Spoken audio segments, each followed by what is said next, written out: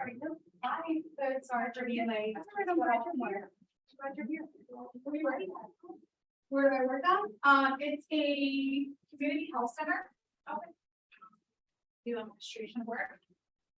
We have 5 clinics and I stay at the my whole area. Yeah. If I'm dedicated coming to another 3-hour thing. I feel like it was really. You've been going to everything. Okay, here we go. Here we go. So we're gonna start off with Ron. You're gonna say your name, how long you've been in the business, and something that somebody in the room would not know about you. How's that? So I'm Fawn Christie, and I've been in the business since mid-January, so was that like 8.5 months, 8 months? And then what you wouldn't know about me is I'm truly named after a baby deer. My mom saw a baby deer and its mom, a doe, waiting in the water.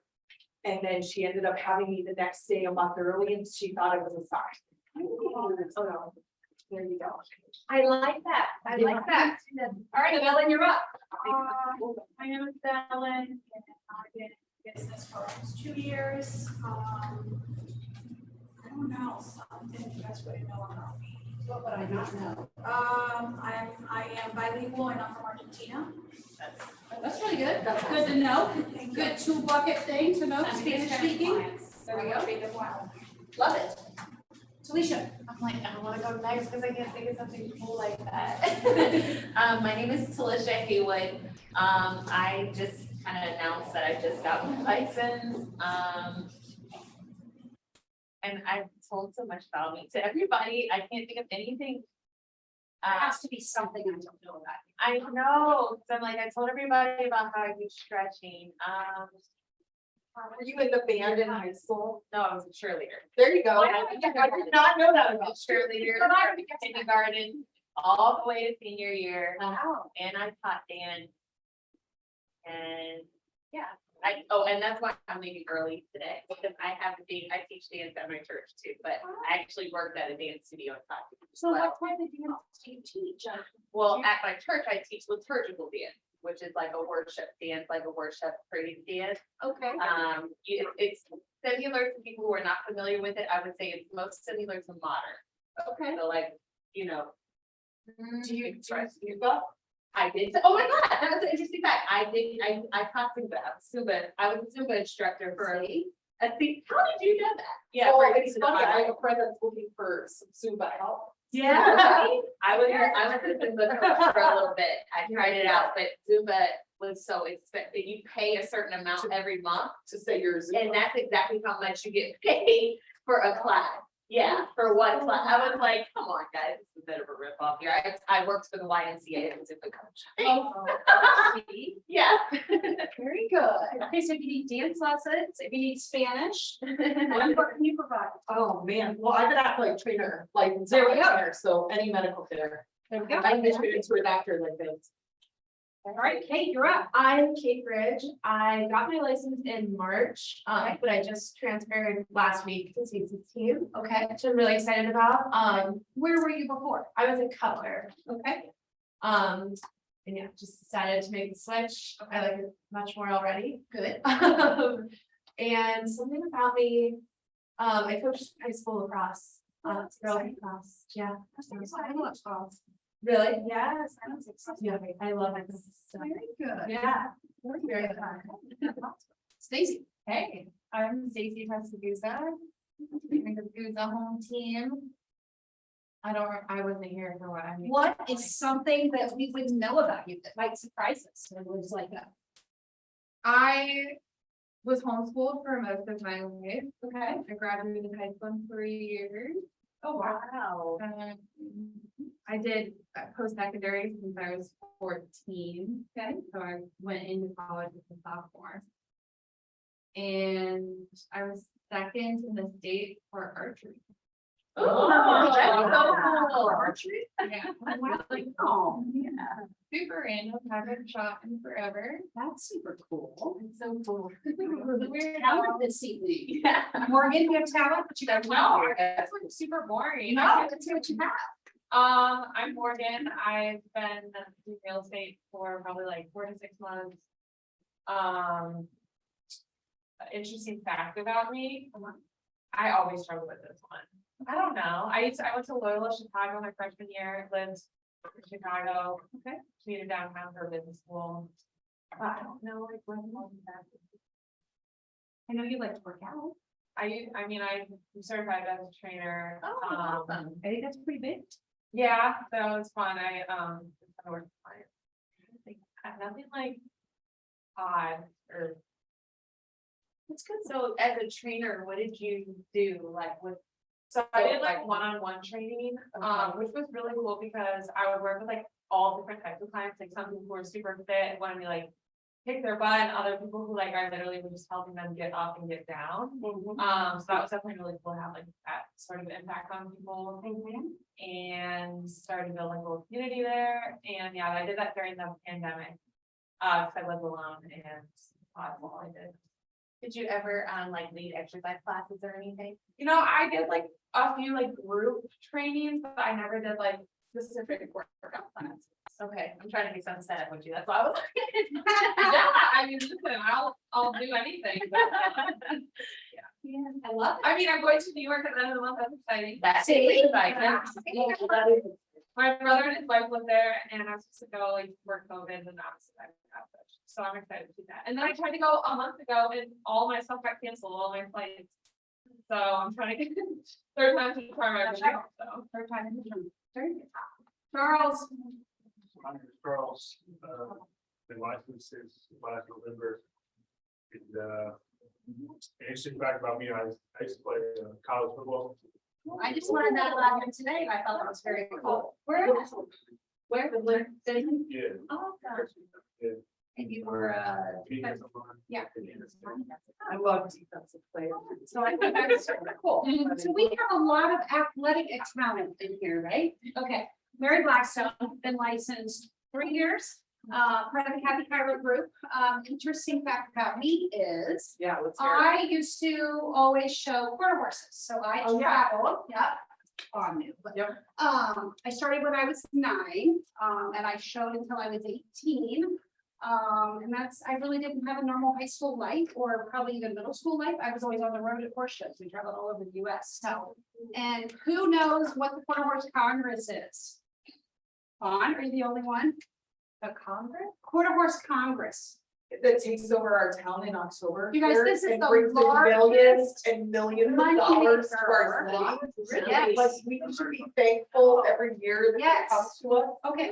Well, and you guys have never been. You know what? Where is it? Oh my God. We have to take a field trip and maybe we meet, maybe we make.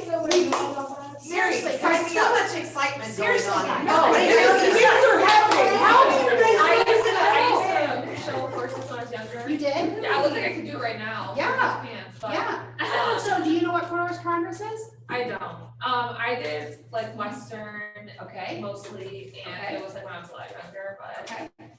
Okay, so Quarter Horse Congress is the largest single breed horse show in the nation. It's amazing. It is at the Ohio State Fairgrounds. It takes brings over. in Yeah. billions That's and awesome. billions of dollars I mean, it's to amazing. Columbus. Wow. Show me. It's at the Ohio State Fairgrounds, okay? It's amazing. It starts September, hi Devin, how are you, record and tech? It starts September, what is the last Monday of this month, I'll look it up. 26th or something? Okay. I highly recommend. 26th. 26th. Starts September 26th and it goes through the last Sunday in October, what is that? October 30th. No, I'm sorry, one up. Okay, 23rd. That's it, 23rd. I highly recommend you all go, okay? This event brings in billions and billions and billions of dollars into here. I think that it would be fantastic for there to be a Keller Williams booth Yes. in the trade show next year. Oh, I love it. Yes, you could be sitting there doing CMAs. The horse world is full of money. Yes. They're from all over the US. My sphere includes a lot of people all across the US. So it's a big what? What type of business can that be? Referral. Correct, right? Right. So the Congress is open 24 hours a day. I'm the stall manager at Quarter Horse Congress. So I'll be really busy down there, starting whatever that we just said. But there's a day pass, it's $25. It's as many people as you can put in a car. So take a field trip. But seriously, It's amazing. it's amazing. It's amazing. The only other event that compares to it, the money that it brings into Columbus is the, Arnold. Yeah, but it doesn't, the Arnold. I don't even think it does. And you'll be blown away. We literally take over the Yeah, I entire remember. fairgrounds. So what do? It's, so if you wanted to buy horses? or- Well, so it's a horse show. There's a sale. But people literally travel from all over the US. I'm in charge of the, I'm a stall manager. So today's Wednesday. Yesterday morning at 6:30, I went to the Ohio Quarter Horse office and I did the stall drawing, which is assigning 6,000 stalls for the month. So when I say it's big, it's huge. What do you mean stalls? So you know what stalls horse are. stall. Like, okay, I didn't know that's what you were referring to. Yep. Yeah. And there are over, so the Celeste Arena, the Cooper and the Coliseum shows are going on in there every day, all day. The, you guys would know it as the Bricker Building, the large building across from Celeste, that is completely full of vendors. And then you guys would maybe know it as the Sheep Barn at the fair, that is also full of vendors. And there are trucks and trailers set up everywhere for sale. It is mind blowing. Is it like super expensive To show, just to go? no, it's $25 a carload. I think Monday through, I think it's $25 a carload no matter when you go. And it's as many people as you can put in, or you can get a show pass for $75. A carload, so you're drive, is it a drive-through kind of thing or? No, I'm just saying, fill your car. To get, to get in the gates. Gotcha, Like if you go to the Ohio State Fair, right, yeah, and you say you go to the concert and you're pulling in, you can have. gotcha. To park. But there's not just the showing part of it, there's a rodeo that goes on there, there's freestyle raining, there's a concert that goes You can on. get clothing, Yeah. apparel, Tons of tons. Devin was, what I walked into. So Devin, this all started with. Have you heard of Quarter Horse Congress? Oh my goodness. I don't understand this. Kathy Tyler, Maybe- never heard of it. Wait, what is it called? Quarter Horse Congress. That's right. You'll hear, it's all over the radio. I'd like to see it, like, I haven't been able to like, drive around that area, but I didn't know what it was. But I just saw some 17th pictures. Avenue is shut. Yeah, down. It's exactly. closed, yeah. You have to get off. Okay, so Devin, tell us how long you've been in real estate and an interesting fact about you that none of us would know. I've been in real estate since May 28th. And then think back, I am well versed with 30 years of experience in 6 different martial arts styles. Oh, that's right. Martial arts. styles. Martial arts. I love it. I don't know if learn martial arts. But yeah. Very good, super cool, very good. Okay, so we have a lot of we have a lot of cool people here tonight. Right? Charles, did you have a question for me? Also, not to vote. You can. So what do you think the average horse sells for? 30,000. Okay. I'd say well over 100. Yeah. 150,000. Wow. I mean, my friend has a horse that she was offered 100. So, A saddle, show saddle for Yeah. Western, oh. those are 5 brutal. to 15,000. Yeah. Show outfit. 1,500 to 5,500. Isn't that nuts? That's what I'm saying. It's a very expensive industry. It would be a great place to get and network with people. Okay? Food for thought. Those are your people you're looking for. I know, right? Yeah. You should be there. That's nice. When does this happen? It starts, what did we say, September 26th? Is that when I start? 26. 26th, and it goes through October 23rd. Yes, Yeah. it is. It is. Food, drinks, beverages, music. Honestly, a great place to Good take. times. Honestly, all the way around, kids, families, single people, whatever. You'll be blown away. You'll be blown away. Are you gonna be there, Fawn? I go, it's fun. I like She's gonna horses. stop and see me. I like horses. Yeah. Um, Literally in the barns, so what we call Gilligan, they literally will build a house out of a stall for the month. They will spend 20 to 40,000 to make a stall turn into a family room sitting down area. These people, they travel well. The horses are like, I mean, they're, some of them air conditioned, like air conditioner Yep. blowing on them. Their bedding is changed and fluffed and they're treated very It's a well. different way of life. Yeah. Clearly. It's not like it, Clearly. Okay, You don't so- even get that. No, it would just, it's a good, it would be a good thing to come and see. Okay, so everybody has a book, right? Okay.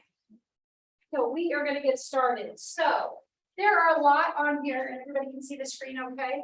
I am not going to take the time to read through this profile of home buyers and sellers highlights and all of this type of stuff. You guys are all adults, very, very smart people.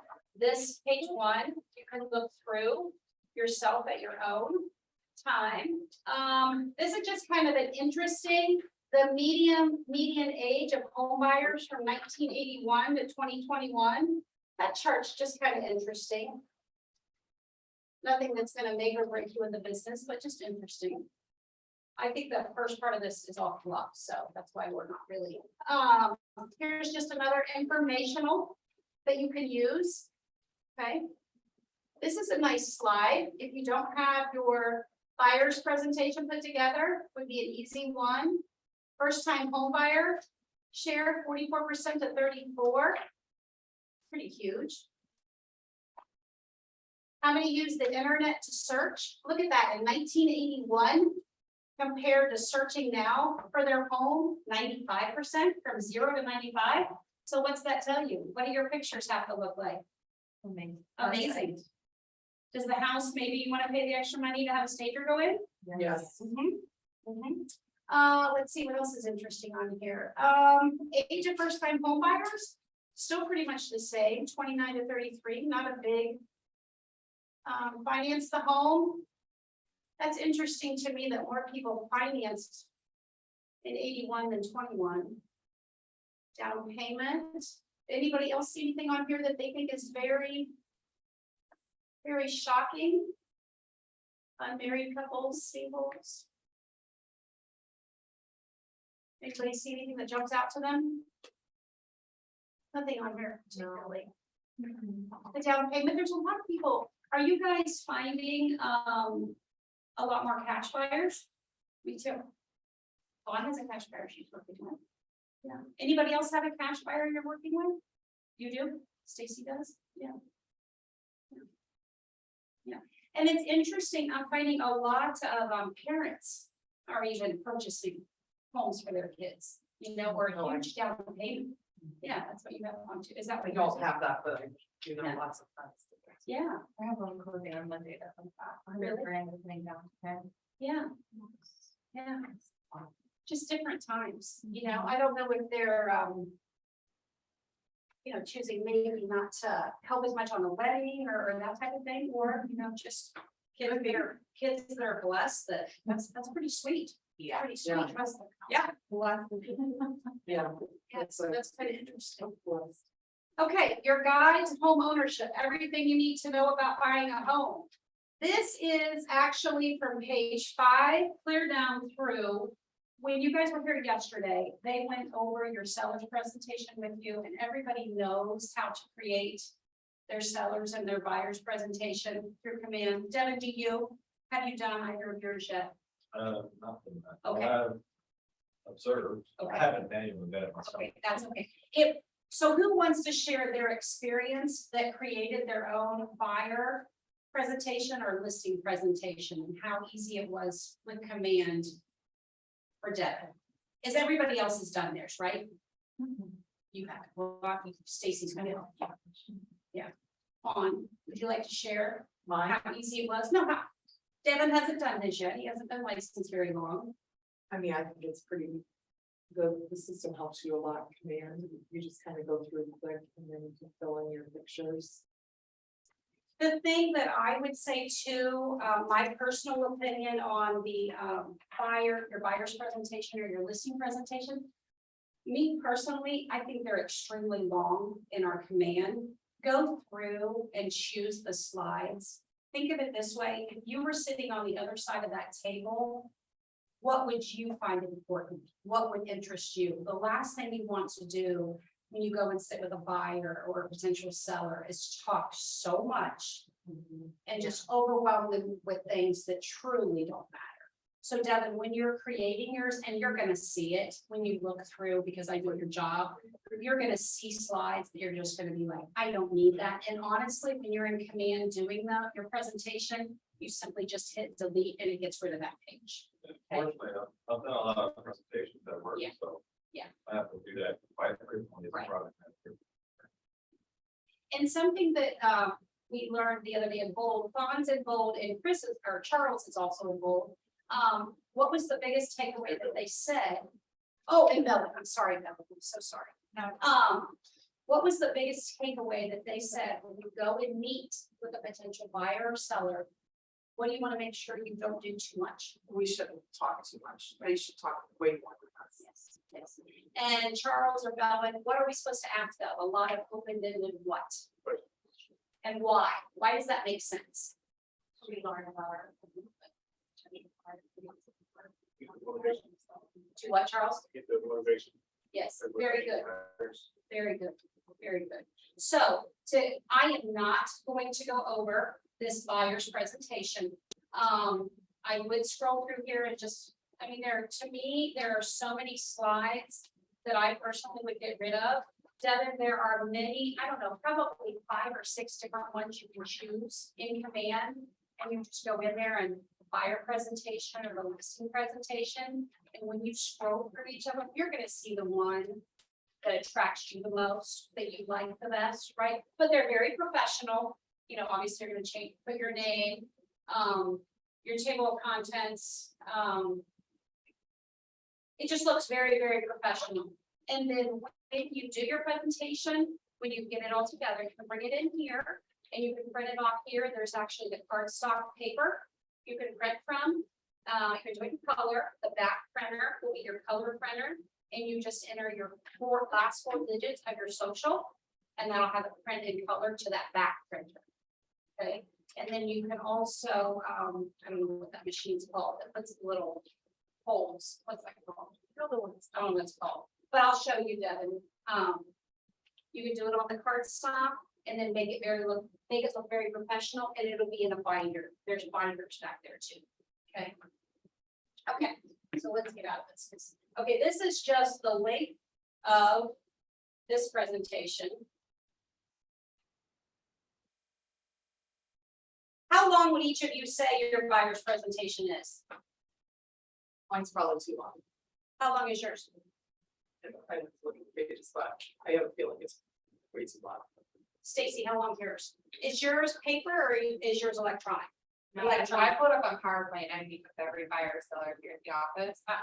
I just had an old one pulled up. It is, How long is yours?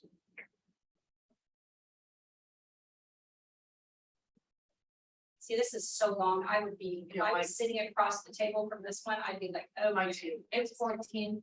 Oh, see, that's great. I started out on page 5. What are we on now? 31. 31. I would literally fall asleep if I I had. would too. I'm just scrolling through this. You just don't need this. Okay, we're to the end, I think. Yeah, page 30, 35, 36. That's a lot. That's 31 pages. I would have to look, ours is a book. We do ours a little bit different on our team. And everybody has their own style. The way they like to do things, I don't know why, but our listing presentation is electronic. It's a PowerPoint, and our buyers is a book. It's just whatever you like. And ours, I don't even think ours are numbered, honestly, but it's very short. You should be able to get done with a buyer's presentation or a listing appointment. I feel 45 minutes to an hour, and then my attention span is done. I don't know about you guys. That's long enough. Yeah. Stacy, how long is yours? Yeah, mine's about 40 minutes. Yeah. Depends on how much of a talker. Here, I'll pass this around. You guys can take a peek. Any ideas you like, you're welcome to take a picture or whatever. Just take off the ACG logo. Okay, so we are skipping through, see what a quick teacher I am, we are skipping through this whole part. Okay. And anytime you guys have questions, please don't hesitate to ask me, okay? If I don't know the answer, I will find out. Okay, who in here is familiar with Consumer Guide to Agency and the importance of it and what it means? Charles? Okay. Bonds? You are. Yes. I know Stacy is. Kate would realize who Ellen is. So Alicia, are you? Kind of, okay. And Devin, probably not. Yes? Yeah. Well, That would have been your interesting fact too. Your mom was what? oh, Yeah, his mom was a real estate agent. And he's also getting married. When is your wedding? I forget. November 4th? Yeah, he's got all kinds of, yeah, exciting. Okay, so if everybody understands this, other than Talisha, who is your mentor? Jill, Jill. I mean, I think I know about it. Honestly, it's pretty self-explanatory. Yeah. In my opinion. Yeah, It just explained if you represent the sellers or if you represent the buyers, dual agency. yeah. If you're representing both, we work with Keller Williams Greater Columbus.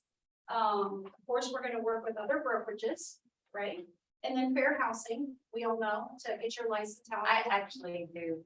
I used to work for a lender, Okay, what lender did you work for? Fairway, Okay, how long did you do that? a year, A or year? the admin, Okay, yeah. did you like that? I did, but it wasn't for me. Wasn't I don't for you. belong behind a desk. And that's exactly what my manager there said. She said, you need to be out in front You of need me. to I get out said, of- I know that was the goal the whole time. Well, that's good though, you have some insight on Uh-huh. that side. Yes, absolutely. Definitely helped during school. Okay, who knows what exclusive right to represent a buyer is for? That means that they agreed to only work with you. And why should they only work with you? And why should you ask them to fill out this form? So there's a loyalty. You guys are both loyal to each other. And when you're working with buyers, you can help them with what type of transactions? Houses for sale, in the MLS, where else? You can help them for sale by owner. Yeah, for sale by owner, what else? Auction, okay, what else? What about a new build? Yeah. Can you represent them there? Okay, what do you have to do to make sure that you receive the commission or you get paid to have your buyer go through, say, MI Homes or Dominion or I don't know, Pulte, whoever? What do you have to do? What should you do? Yes, You have to sign, have them, something signed, so like you have to go to that builder and put their name and your name on a thing. Right. Some kind of- and honestly, what you should do is you should go to that very first appointment with them and sit down with them because you're going to pay a lot of money to represent them. So you need to be at that initial appointment. If you for some reason cannot make the initial appointment, you definitely need to reach out to that builder and let them know your buyer's name, who they are, and you're representing them. Okay, because you don't want your buyer who's been out showing homes to all of a sudden go decide to stop into a builder, not mention your name, and then you've showed them all these homes and then you not get paid. Because if they have that first meeting with the builder and you haven't contacted that builder or you didn't go with them, you're not gonna get paid. Okay, but you can help them with anything. Okay, make sure they know that in your buyer's meeting. Who all has a buyer's meeting with their client before they take them out to show houses? Very good. Ellen, do you? Depends. Okay, what's it depend on? Well, there were times where I would get like slow calls and then they would just say right here in the moment. So there was no time for me to really sit down with that. Especially, you know. a year Did you ago. know them? Not necessarily, no, Okay. but you get calls, like random calls from Zillow, and I would like pick them up and depending on the situation and the client needs. And, you know, just what we need them. Would you know they were pre-approved? Some of them were, some of them weren't, Okay. so again, How did that work for you with ones that you met through Zillow or whatever that weren't pre-approved? How did those work? so. Let me think here, If it were not pre-approved, obviously you just did it as a one-time courtesy, just so we can kind of, I wanted to get to know them a little more. Okay. Not to discriminate, but I was a little more hesitant with the males, Sure. the females. That's smart. Gotta Um, protect yourself. but it's, I felt like if they got to know me and they felt like I was there when they needed me, then they would be more flexible to just meet with my lender. It didn't work all the times. Okay. Some of them actually got to the closing table, some of them didn't. And it wasn't because of me, it was on them and their, file. 50-50, honestly. Okay. Not just me personally, doesn't mean it's right or wrong. I do have a buyer's meeting with everybody that I work with. If I have a situation like that and I do decide, if I feel comfortable over the phone with meeting them, I'll have the buyer's meeting out in the driveway, on the hood of my car, or wherever. I typically will not take anybody out to see a home unless they're pre-approved. I'm just not gonna do it. It's your choice, it's your business, you're all independent people. So that's just my 2 cents. How long would you do you think, what time period would you write for your exclusive right for them to be represented by you? Good, I do 1 year. 1 year? Stacy, what do you do? I usually do 6 months. It depends on what their time frame is. Right, right, and I think too, right now, it depends on our market shifting a little bit, don't you? Yeah. Okay, but this is a very important form, and you know what? Don't be embarrassed to ask them to work with you. Just, I always phrase it like ours, I think is towards, we moved it to the back of the book because it was kind of in the beginning. I thought it was awkward. And I just say something at the end, I work very, very hard for all of my buyers. I am going to take excellent care of you. And I reaffirm to them, I can help you on an existing home, for sale by owner. I don't know if it's not even for sale yet, or an auction or a new build. And I'm gonna give you 110% of my time and loyalty, and I expect the same for you. That's an agreement. Can we make that today? And they like that. They like that. It doesn't seem salesy. It doesn't seem anything. Anybody have questions on this? Yes, Stephanie. So if they, go and buy on their own accord, would they still owe you a commission? Have you already met with them? I guess, I'm Do just you saying. have them sign hypothetically. this? Yeah, if they've already signed that. If and- they sign this, then yes. If it still fits in that time period, Well, that's what I was thinking, I remember learning that in class, I took my classes over a year ago, okay. so. Just making sure that was. the case. Now, if they were working with you, now remember, when you're working with a buyer, they can fire you or you can fire them, right? Technically, it should be done in writing, right? Text or an email, so you have proof both ways. But yeah, if you have this signed, then yes, yeah. Yeah. I've never had that happen, Stacey, have you? I haven't had it, but where, no, I mean, where you had an agreement signed and then they went and bought with someone else? Yeah, I've had tricky situations before, yeah. Okay. So typically, if I know that if they just, and usually it's because they'll call Zillow or Realtor.com and they just connect with a random person and then they'll just go see the house with them. I'll typically I'll get the information from them, like, oh, we know, Right. And then I'll just call the other agent, I'll be like, do you wanna work out a referral thing here, because I want paid and I'm sure you want paid too. blah, blah, Right. blah. Usually ends up being fine. But yeah. And that's a great way to handle it. Yeah, that's a great way to handle it. Don't be afraid to reach out, like Stacy just said. If if your buyers do, I guess, go behind your back or whatever and go to someone else, truly, it could be the other buyer's agent had no idea they were represented. They just didn't mention it, but find out who it is, and I would for sure be making that phone call. And how she presented it was, I have been working with them. I received no notification from them in writing. I didn't know they were not satisfied. And, I work hard the same as you do, and I like her idea, her suggestion of at least a referral, something for your time, right? So, Are you saying that they already bought it though, and it's like a past sale that you probably know that has occurred? yeah, possibly, I'm just trying to fill out a unique scenario, like if you make the agreement for a year and you guys search together for like 3 months and they kind of get tired and want to put them on the shelf for a little while, and then 3 months after that, still within the year, then they see a nice house and just put an offer in, or see something on Zillow, but technically they're still in the contract. They are. That this would get, or I don't know. They could forget. They Don't could go back forget. to, yeah. But I would still do exactly what Stacy just said. And I would also, if you're working with a buyer for a bit and say you have this signed for 6 months and you've had a good relationship with them and your 6 months is almost up, I would redo this form. Redo the form. Yeah. I know a lot of agents don't do this, and I'll be honest, I don't always do this, but that's bad. Don't do it. Do you always do it, Stacy? Every single time. Yeah, I don't. I should. I'm being You honest. don't ever do it. I have done it. You don't ever do it? I don't. I've also had It's the very, opposite. I'm bad at doing it. I've had the opposite happen where I put in all of the work and I never made them sign this. This was like 7 years ago. And then it would be like, oh, well, my mom introduced me to her best friend who's a real estate agent, and we just looked on a Sunday or something like that.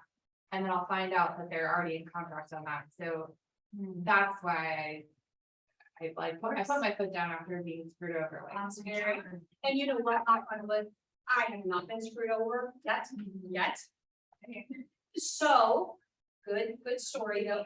I should be much better about always doing this because there's no reason not to. It's business. Business is business. businesses. I also took the time to really explain to every client, which I wasn't doing for a long time, that I put in 110% as well, Yes. and this is my business, and I work really, really hard, and if you commit to me, I'll commit to you. Exactly. And after explaining that, I've never had. I have, when I have, because I always do, in my buyer's meeting, I mean, the form's right there. I don't know why I haven't, really, but I haven't. Lazy, I guess, bad reason. But it's right there and it is business. You know, you're bringing them in, you're having the buyer's meeting. You're coming from contribution, you're giving them lenders if they're not pre-approved. You're doing everything you need to. Business is business, you know, we should do this every single time. You should. You should. And it's not awkward. If they know, if you're not coming across salesy and you're just coming off, like, I'm gonna give you 110%, I want the same for you, and I'm gonna be there to help you every step of the way. Can I use an analogy? Yeah. So what's the first thing you do when you go to the dentist office Yeah. or the doctor's office? Very true. The receptionist meets you and hands you over paperwork Yes. that you sign before you see said doctor or. Very Yeah. true. So I look at my business the same way, is that I'm a professional here and these forms are not annoying and I can't look at it like that. No. It's just, these are my disclosure forms. Right. I'm gonna be forthfront and honest and Right. that you respect that. And if we don't make a big deal about it, and don't get Right. hesitant about it, Right, people will sign it and they'll ask questions if they have questions. right. I love that analogy. That's so true. That was perfect. Yeah.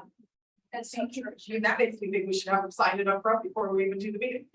So, Well, honestly, ours used to be in the front of our buyer's book. It was like the 3rd page or something. And we just all got together when we were revamping the buyer's book. And we were like, why don't we put it at the end? It's like, because they've gotten to know you through your buyer's meeting. They already see that you're compassionate, you're gonna take care of them. So, yeah, but no, that's a great way to see it.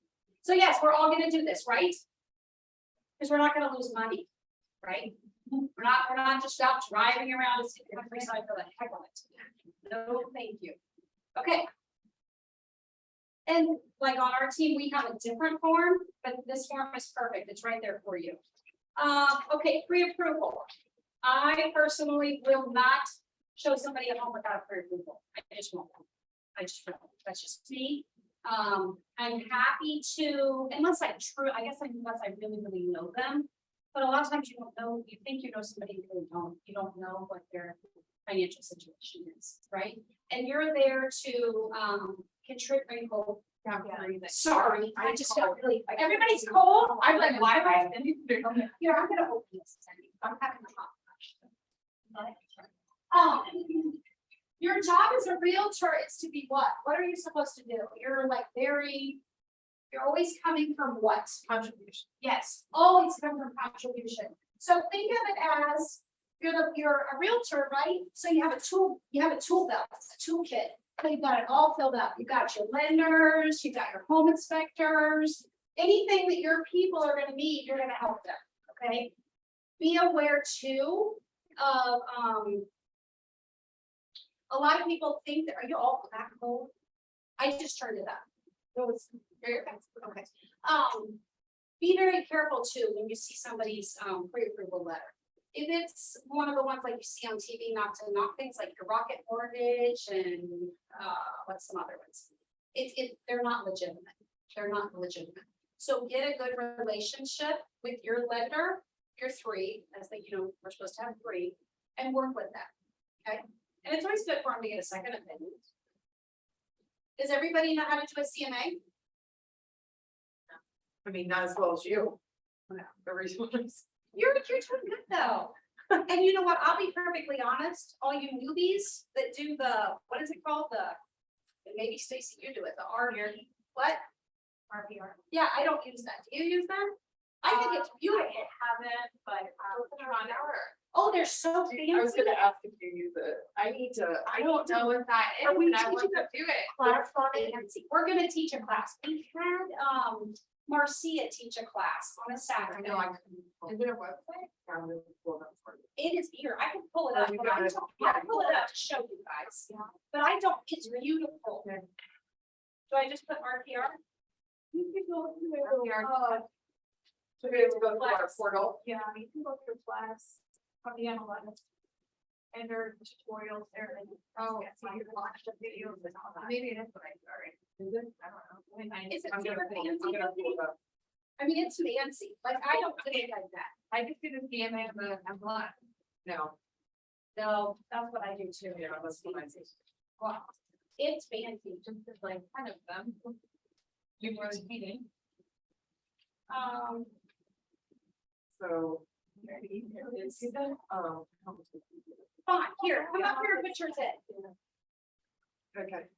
I don't know if it's easier, but it's I just fancy. need to- I agree. Here, Fawn, Okay. you're gonna get to do a teaching moment. We're gonna put it in.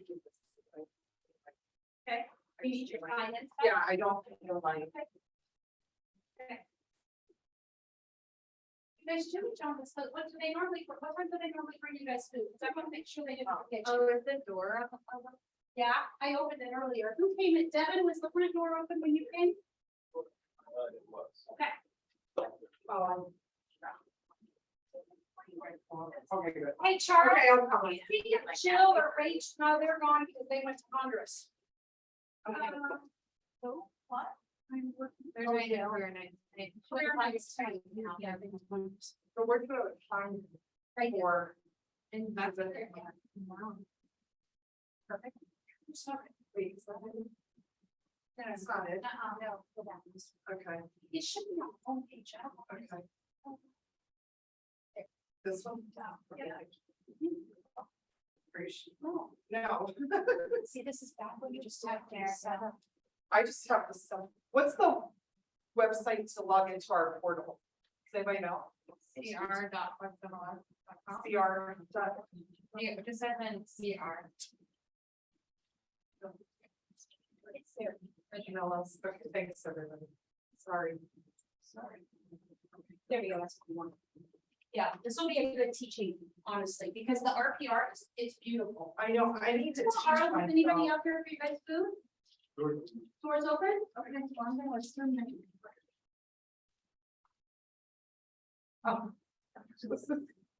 Oh, be very careful over there.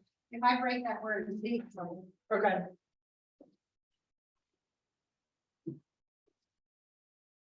Just gonna test to make sure Nara, guys, Nara are.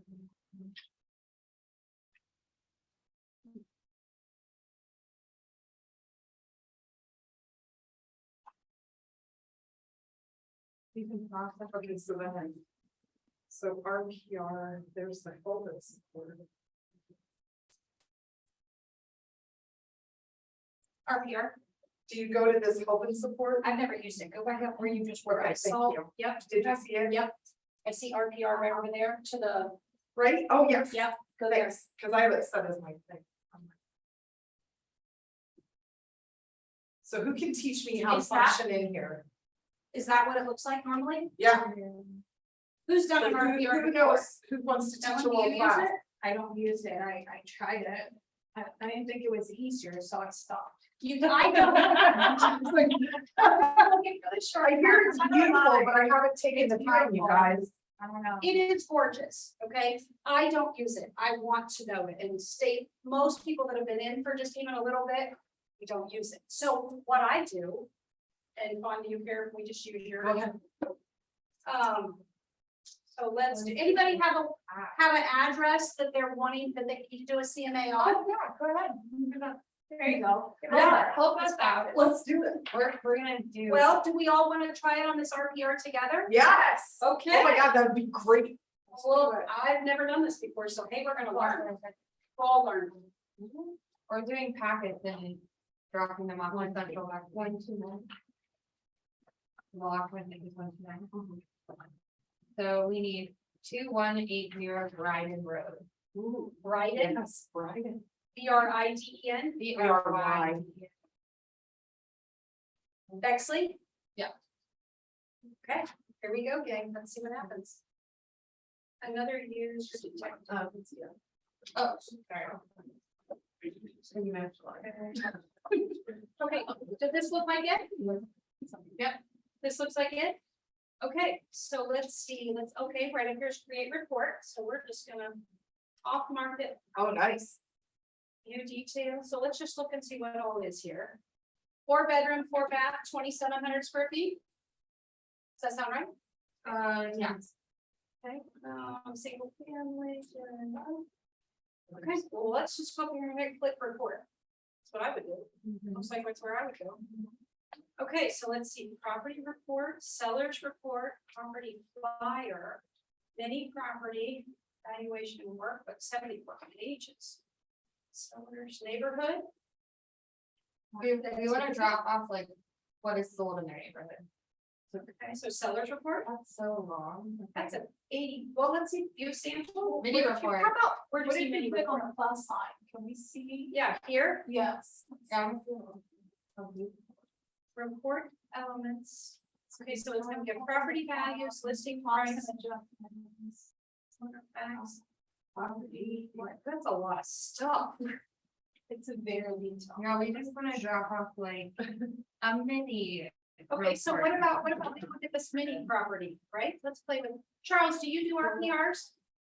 Do you do a old school too? Yeah, I do it too. MLS, okay. All right, well, we're gonna try to learn this here, okay. If you guys see something that I'm not seeing, just point me out, okay, I've got mini property selected.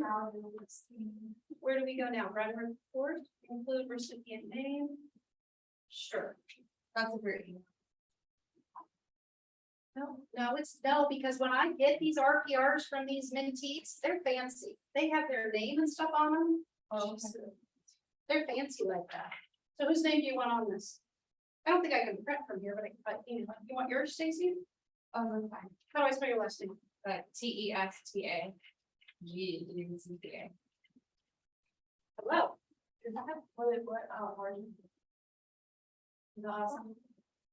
What origins are awesome? It's Italian. My mom. That's the group.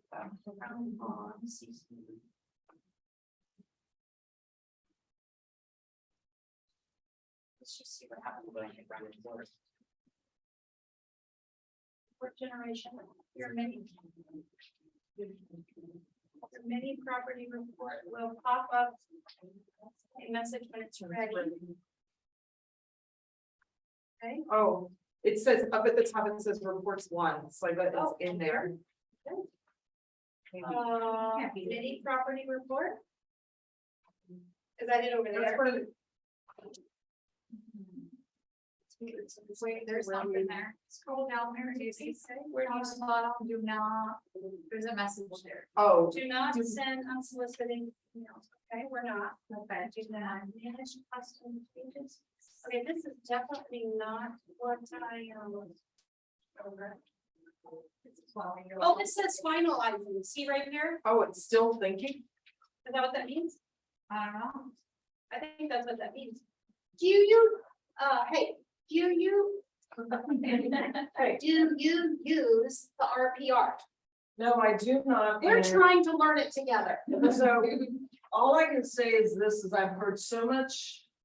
Oh, let me back up. I have heard wonderful, wonderful things about RPR.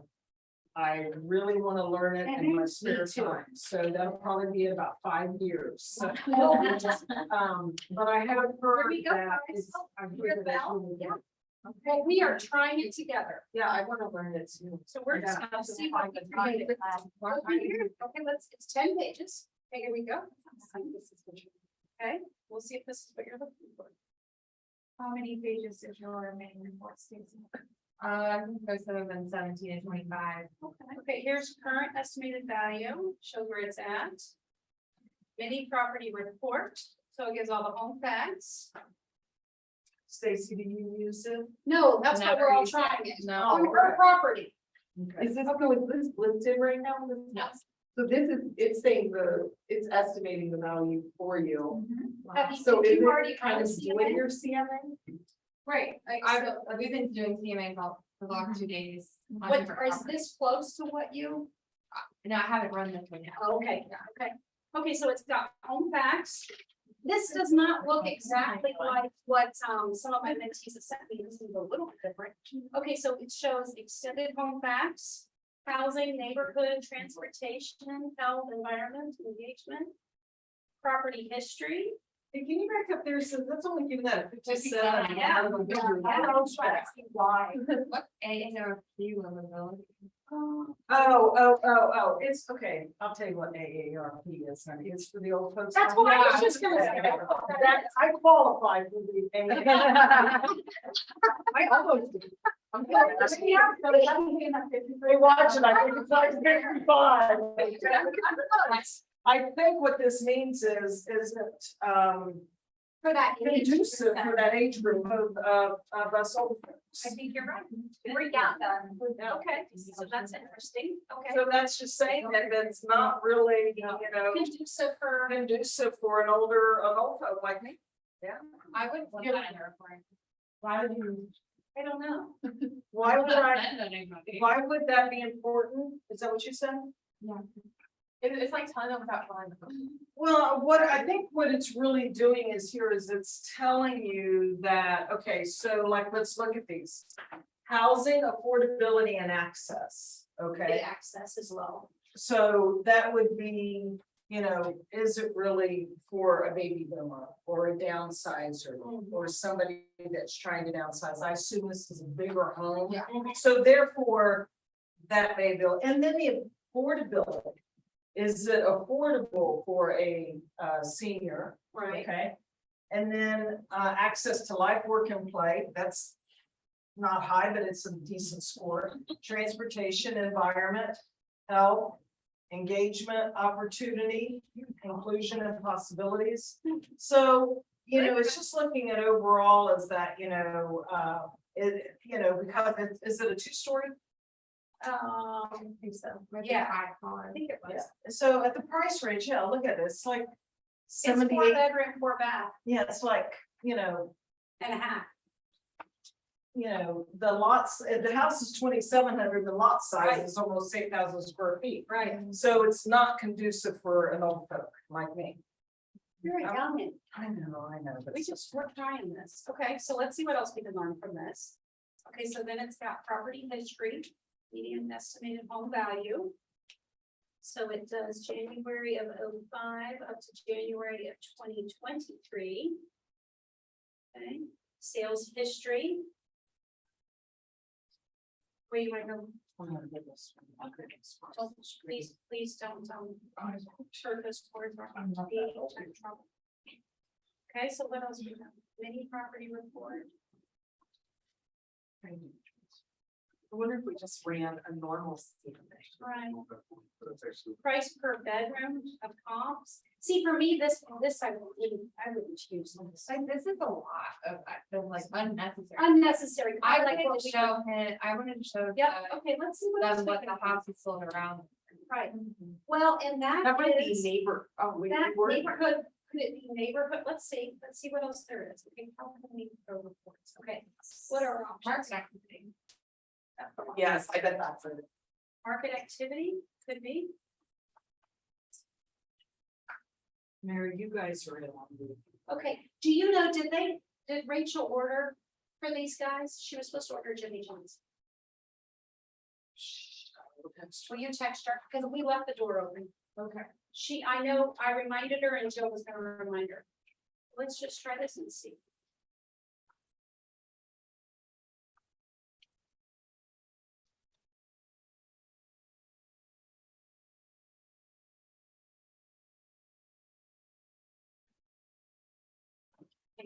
Just a minute, so it clicks up here and tells us that it's working on it, and it's gonna take us. Yeah, it seems so.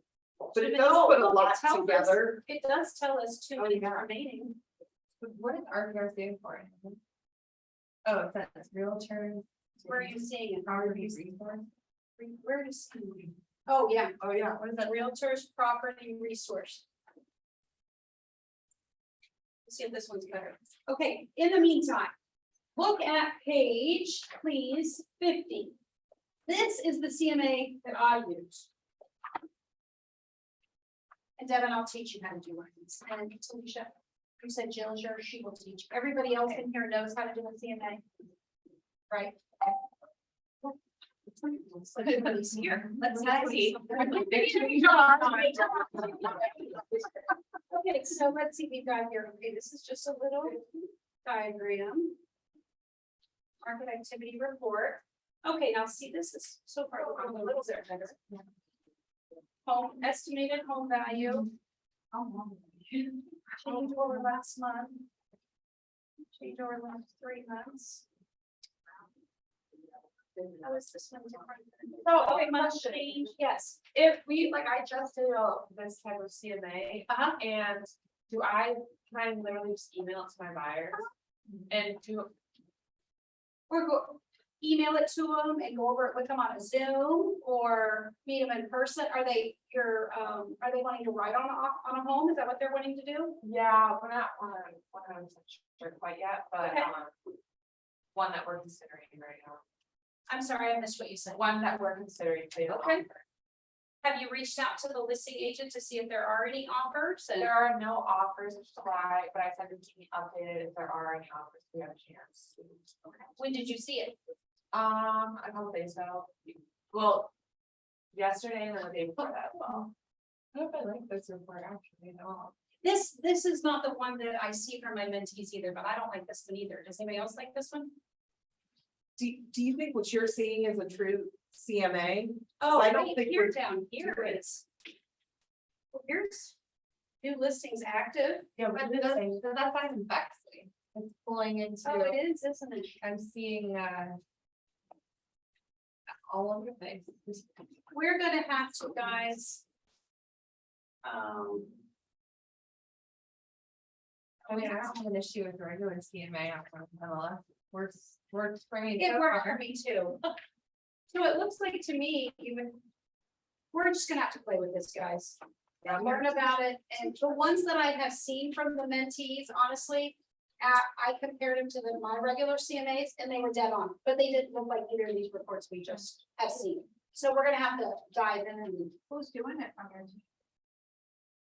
Mentees, well, actually, the one that did it the most honestly was Amanda, and she just recently went to Caldwell. Oh, okay. Amanda did. Actually, she was the first mentee that mentioned it. It's, she's like, how do you do your RPR? And I'm like, your what? What is that?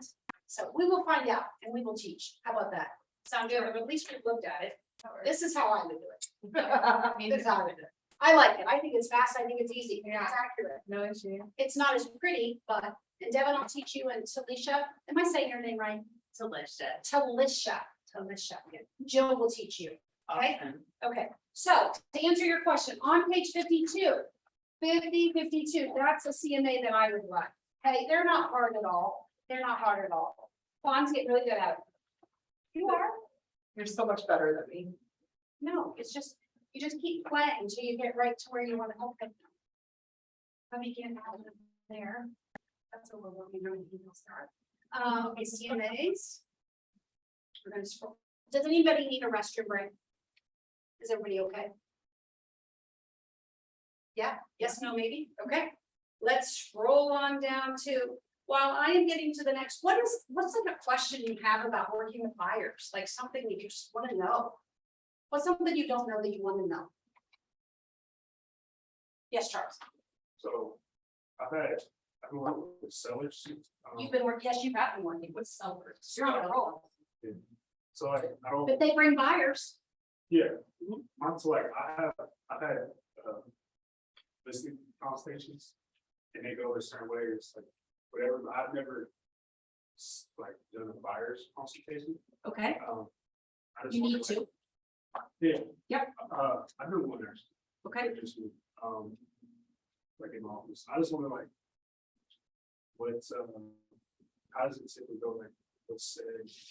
what said, do you have your buyer's presentation done? Yeah. Did you go over it with Kimberly? Did she look at it?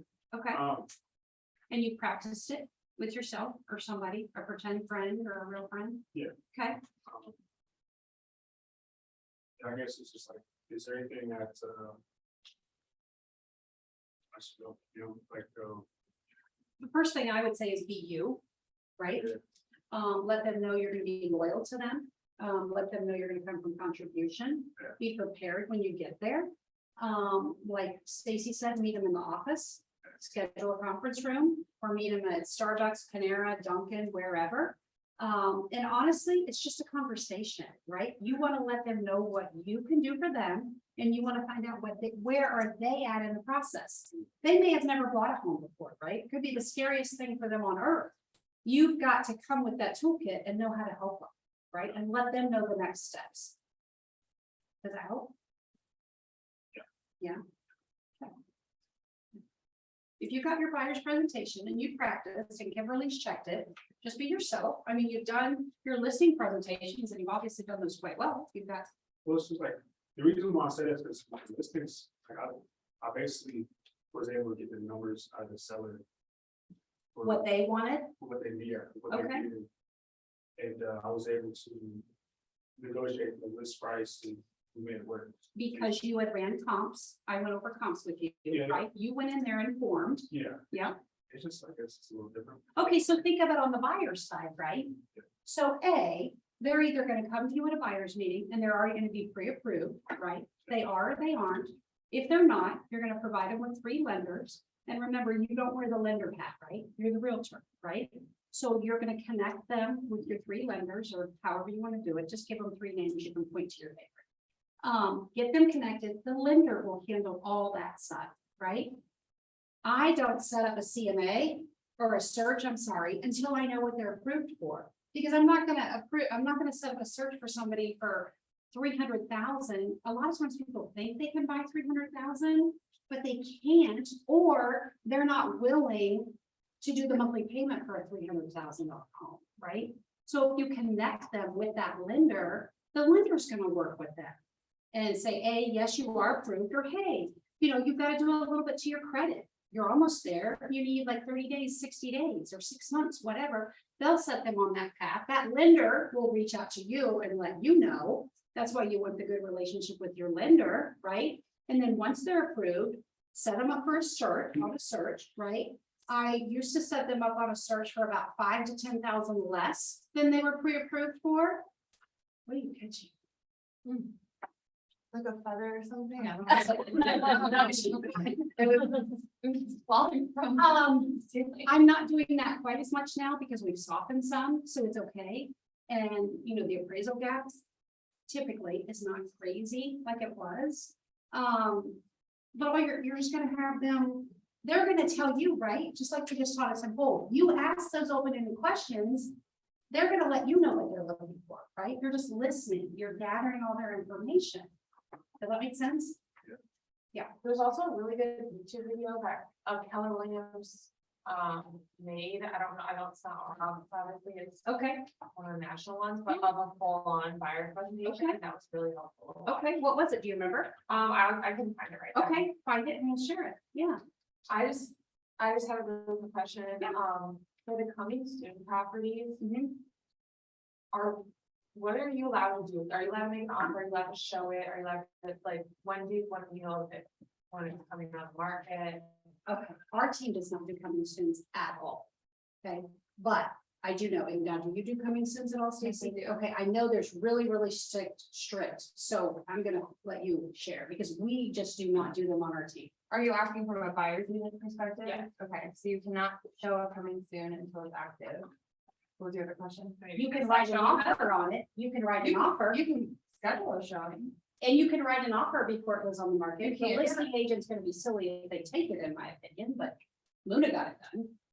I don't know how she did that, but it was impressive. So here's my thing, that my buyer is like, we could make an offer, but I don't know if I should encourage them to see it first.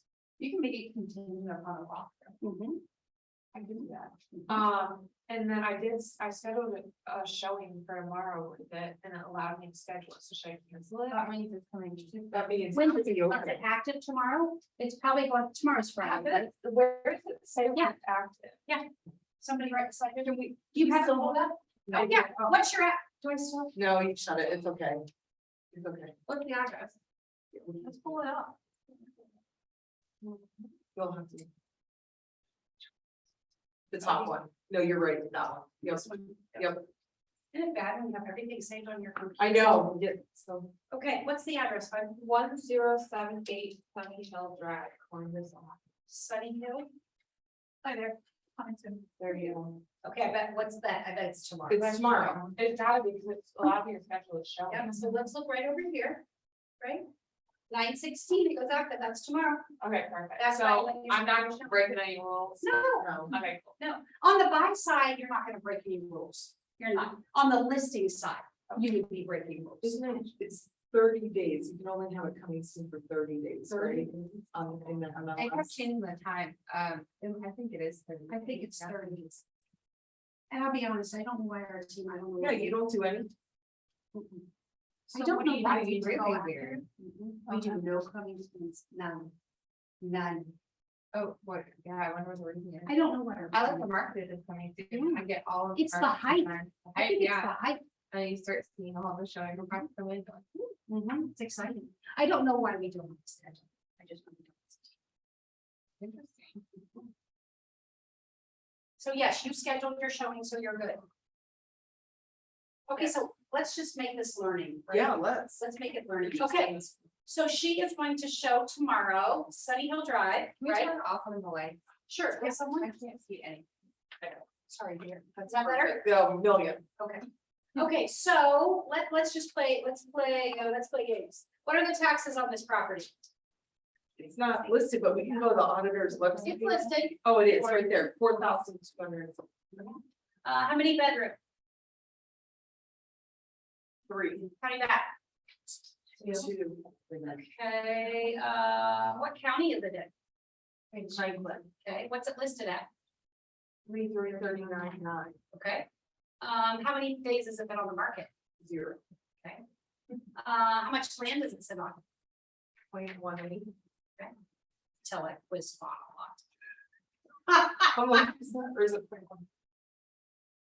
You're good? Okay, what are agent to agent remarks? Communication. No, what are they? Oh. Usually, Communication between agents. Can your buyers see those? No, Yes. Buyers can see But that's those? what Jill told me. no, Buyers cannot see those. no. No, buyers cannot see this. Only you as a realtor can see them. Okay. If you accidentally print out the wrong report and hand them the agent report, then they can see them, but they're not supposed to see. them. Yes, Charles. You can speak on what's in the age. Sure you can. Sure you can. Yeah. But is that the same thing you tell them versus them? No, it's just information for you, like this one. Offers should include American Home Shield Home Warranty worth $650. So when you go to write your offer under home warranty, you're gonna include that in there. Don't write it out. Please submit all offers to Debbie Harris. And you always want, okay, so you submit an offer, okay? Yes, Before that, so like, let's say I lease the house tomorrow, I'm like, okay, we're gonna make an offer on it, what do I do as agent? Like, okay, so let's go Notify down the this. listing agent? So let's go down this path. You take your buyer out to show the home, right? You're at the house, you show them the home, right? Your buyer loves the home. You're backing out of the driveway. What's the first thing you should do? call it listed. And why? What are you So gonna you're do? gonna make an offer, say no, then no, sell. First, are there any offers? Do you have any offers currently? Hey, this is hey, Susie, this is fine. I just showed your property at 123 Main Street. I was just reaching out to you. I just showed it. My buyers love it. Do you currently have any offers? Yes, no, maybe. What are your sellers looking for? Any tips you can give me? Why are they gonna give you that information? What's the listing agent's job? To get the best deal. To get the best deal for the, right? So if you get that agent that won't tell you anything, whatever, that's just silly. Their job is to get the most money for their client, right? Okay, so then you find out, right? Do they have any offers? Gives you an idea where you can kind of be at in the game. What is the seller looking for? You notate that, right? Then you can have communication with your buyer and let them know, hey, there is only one offer, or there is two. And if they say there is an offer, don't be, I'll ask, anything you can share with me on that offer? Is it above list? Anything else you can share? I'm not afraid to ask. What are they gonna do? Tell me no? I'm gonna ask. If the offer has any appraisal costs, if any Yep. of the offers have an appraisal cost. You asked them. I do, Okay. yes, Do they usually disclose that to you? yes, depending on the agent. Yeah, depending on What the I agent. know, if your client doesn't have a very sold out coverage, then. You wanna let them know, they have 2 offers or 3 offers that actually have an appraisal value. Just letting you know, you can still submit the offer, but we are probably not gonna be the winning offer. Because it would make it strong, like it wouldn't be as strong if you didn't. Right, exactly, Exactly. with other offers that are much stronger than yours. The most information you can get from that listing agent, like Bella is saying, the better off you're putting your buyer to be winner winner. Also actual possession. Yep, that's huge. That's huge. Because a lot of times it'll say like seller needs possession for 7 days, and you know what you'll say, I'll say, would extra possession time be good?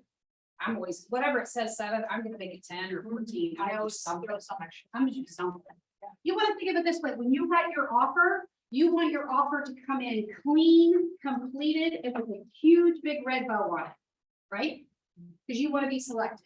Can you go to the top of the Yep. thing again? I want to see what it says for, like, Where you if you just scroll the page. Possessions of houses. Do you think it would be Doesn't say bad? that, okay, Do you think it at would be closing, okay. bad if I would mention? No, never mind. No, ask your question. Like, let's say they want to make an offer on this house, I call this agent, I ask all these questions, we're gonna make an offer, is it bad to be like, this is gonna be my first offer? Don't No. tell them. Don't tell them nothing. Okay, Don't tell them. They don't need to know. Just sound professional. Be prepared. Yeah. Doesn't matter. Doesn't matter if it's your first or your 100th. Who cares? If you do it right, who cares? yeah, And you're gonna have Jill check it. right, Aren't you with Jill? no, Jill's gonna work on it with me, yeah. Yeah, you're fine. Yeah, you're fine. You're fine. It's fine, 500 offer. Yeah, it's fine. Just sound confident, right? Absolutely. Jill definitely give you the verbiage for that, because she gave an Yeah. example yesterday Yeah. of like, you weren't here yesterday, like, it's, oh, you were, when she was saying like, if somebody asked like how new you were or something. Oh, yeah. And just, oh man, it was so good, I can't even remember what she said, but. She probably basically, pulled yeah, out basically- something with the Under year's the team, team, under a team. Right. Yeah, yeah, yeah. No, she said, she, that was your, believe me, you would have believed it if I told you. Because that's why I told her. Yeah, Vaughn was the one who suggested saying, I have a team that can support me, and then, yeah, she had said, oh, you wouldn't know. I told you, and just kind of changed the subject from confident. there. Yeah, Be They confident. They'll look up your, I They look up will. every single license number that comes Yeah. across that. They're gonna love that. But you know what? If you write a great offer, if you write a great offer and everything is filled in, because that is a pet peeve, yeah.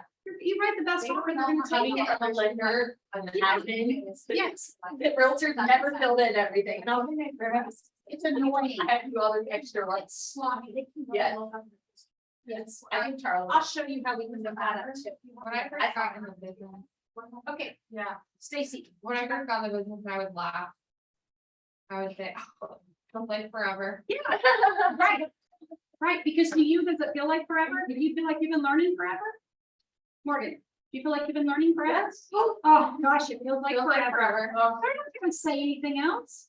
Just write a good offer. Like, well, when I was young. Yeah. Um, Look Yeah. at that. when I started real estate about. Yes, Charles, I didn't ask that question. you don't ask what question? I didn't get asked how long I've been on my listings, like I just, Wow. you sort of act like, you know what you're doing. Yeah, I actually wasn't asked either. No, they're not gonna ask. Especially if it's referral, cause then it's like, someone's like, oh, well, they know, they're, you know. Even a random guy, they call me like. "I'm out there. You ask me how long it goes. Yeah. And you know what? If you don't know the answer to something, what do you do? We together have some. You Change change the the subject. What do you do? if You don't know the answer. What do you do if you don't know the answer to a question and your buyer asks it? That's a great question. I'm doing that for you. Yeah. I am. Right, and you know what, in your buyer's meeting, what do you tell them? You know what, you want open communication, right? So what do you say to them? You know what, always feel free to ask me questions, I'm always gonna help you. But if I don't know the answer, I will find out. Yeah. Yeah. People would rather know the truth. Yeah. Don't make something up, No, no. it'll come back and bite you. Yeah. Does everybody know up here how important this section is, the document section? Yes. Okay, what can we find in this section? Well, now that it's up. I know, right? Exactly. Come on. Web-based key disclosure, residential property disclosure, and any, sometimes like updates on the house. Yep. There's also like a ton of others. Yep. Our team will HOA. do, yeah, HOA, our team always have offer instructions on there. We always has all, we always has, when it's terrible. All the utility information on there, we like over give information. We try to make it very easy for buyer's agents. So always look here before you call the listing agent. Don't look silly. They put it on here to be helpful, right? So you write the offer, right? You write a great offer. Do we explain the purchase contract to our buyers before we ask them to sign it? Yes. Everybody agrees with that, right? That's huge. Why do you explain it to them? You need to understand the purchase contract inside and out. Why? Charles, You know, um, like know what's coming up later on the road and understand like what's due when. you're getting paid money to represent that person. You don't just fill out a purchase contract, email it to them and ask them to sign it. It's your job to explain it completely to them. If you can't meet them in person, I don't normally invite people in person.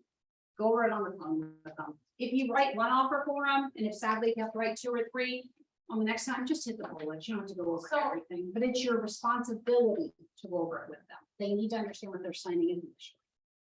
So when you're going over it with them, how, like, what are you hitting on besides like purchase price, what's included? All pages. All pages, always. First time, always. Yeah. Do you do that? Yeah, it's huge. Don't just send them a purchase contract and ask them to initial or sign it.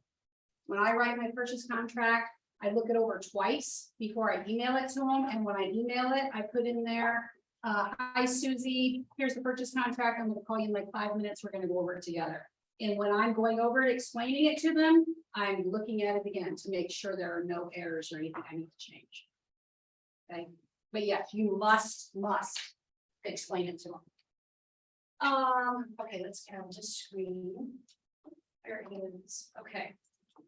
Okay, we're gonna go through this. Who in here has written the purchase contract? Vaughn has. Charles, you, no, he's been on the sell side, he's a selling listing machine. Kate, have you? No, okay, Devin has not, Morgan, you guys are all going to, Belen has. I'm gonna say your name wrong again. Delicious. Alicia, you have not yet, right? Okay. No. So the most important part in a purchase contract, in my personal opinion, nothing should be left blank, period. Okay, now when you guys went through the seller's packet, did you guys actually fill this in as you went through it? No. Did they just hit the bullet parts or bullet points or what they do? We didn't go over the, Oh, yeah, no, She we went did. over it quickly. Never mind, we did. Okay, No. it's 6:30 to me, let me see what. Does anybody need a potty break? Because we're gonna fill this in together. You guys wanna go to the bathroom real quick? If I have to. Go to the restroom, make a phone call if you have to, and we're actually gonna fill this in. Because I think it's important you know what to do. Sound good? Yeah. And I don't know where our. It might not be coming, huh?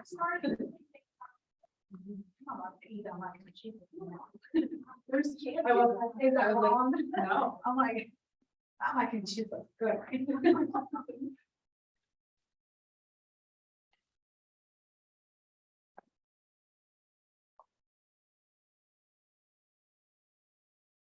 You're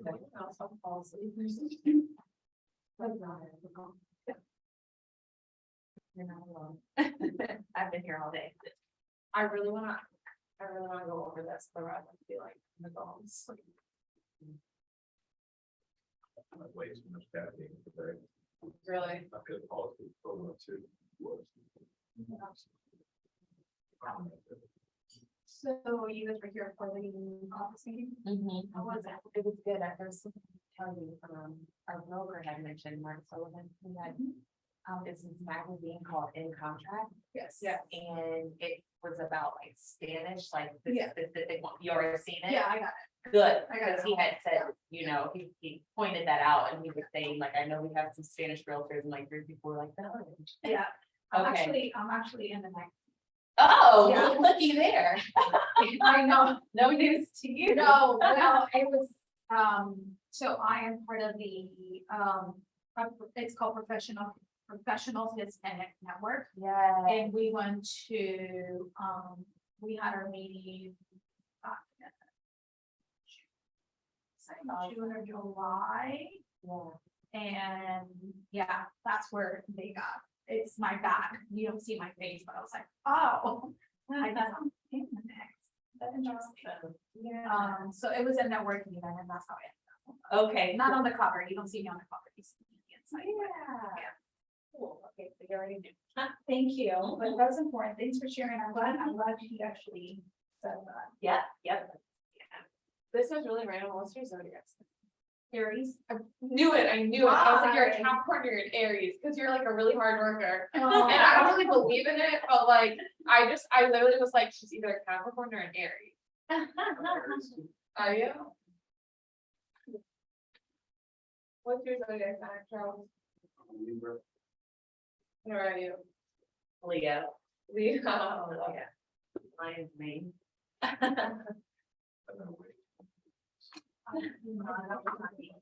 Y'all believe in that shit? I don't believe it. No, I don't believe in I it, but don't even. not at all.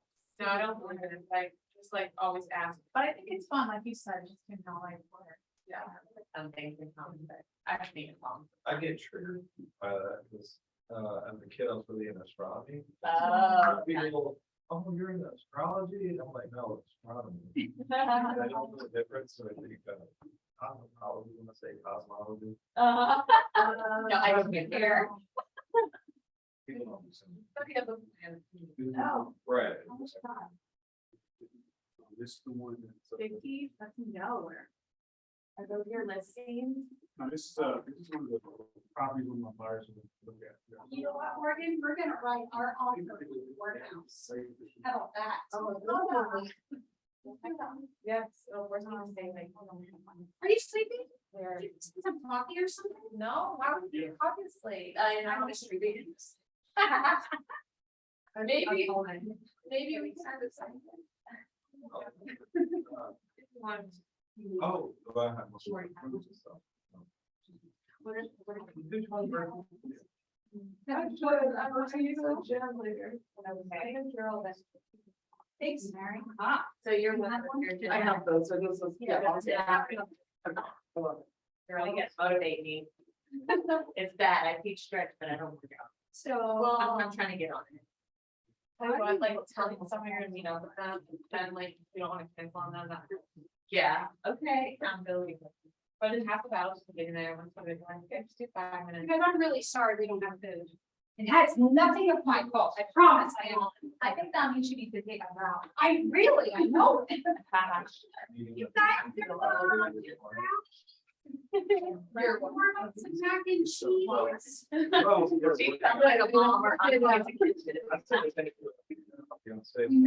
at 5:30 and then she's on something.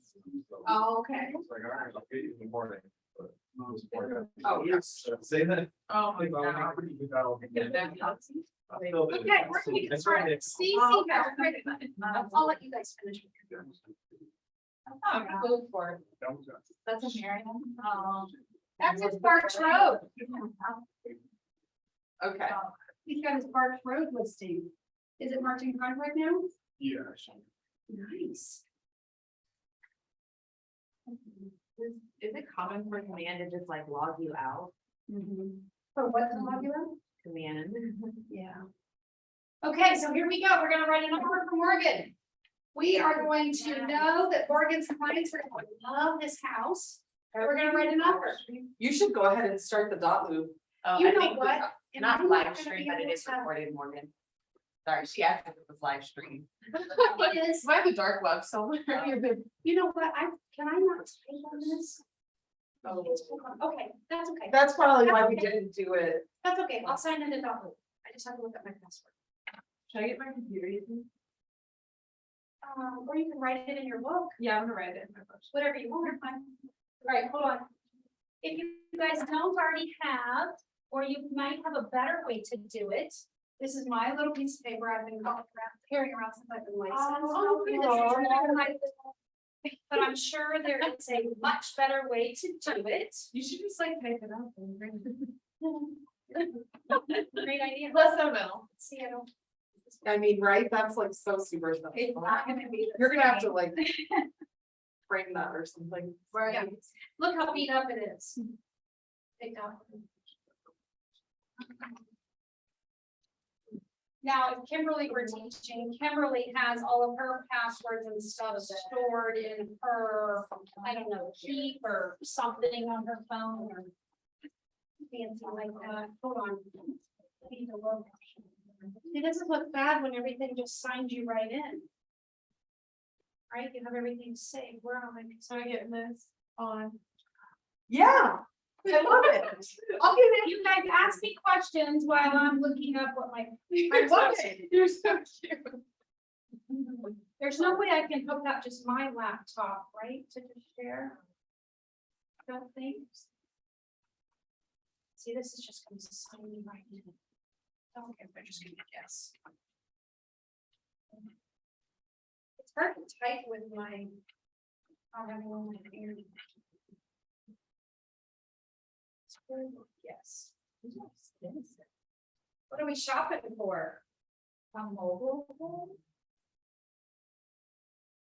Yeah, they can. Hey, I'm teaching a class, I'll play you back.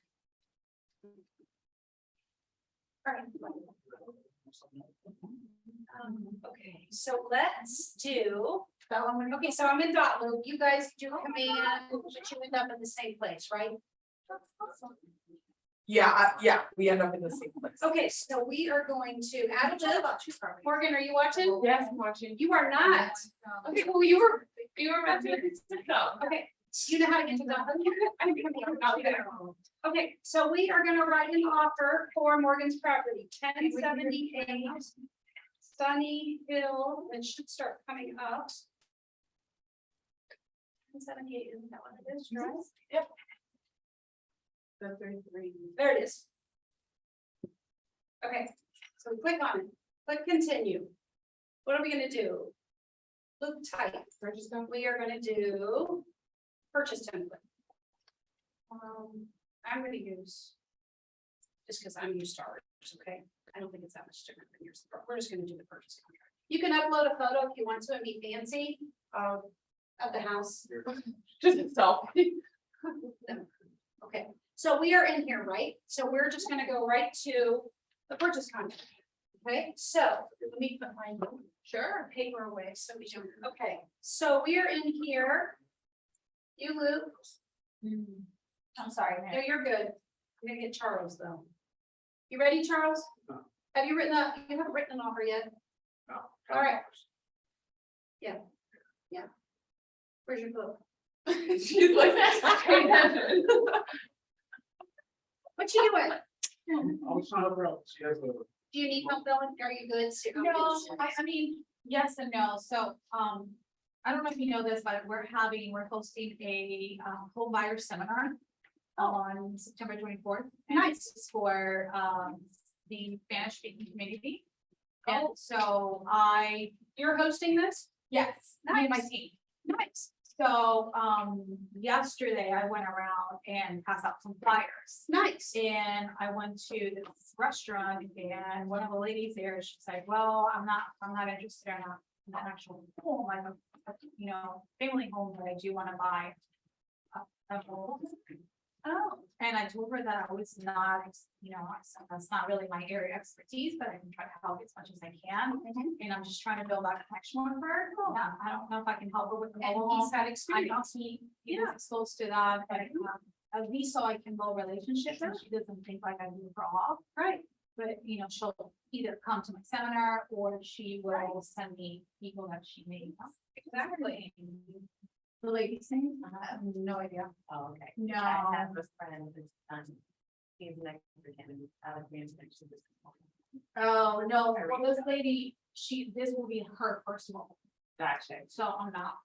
They're not hard, they're just a little different.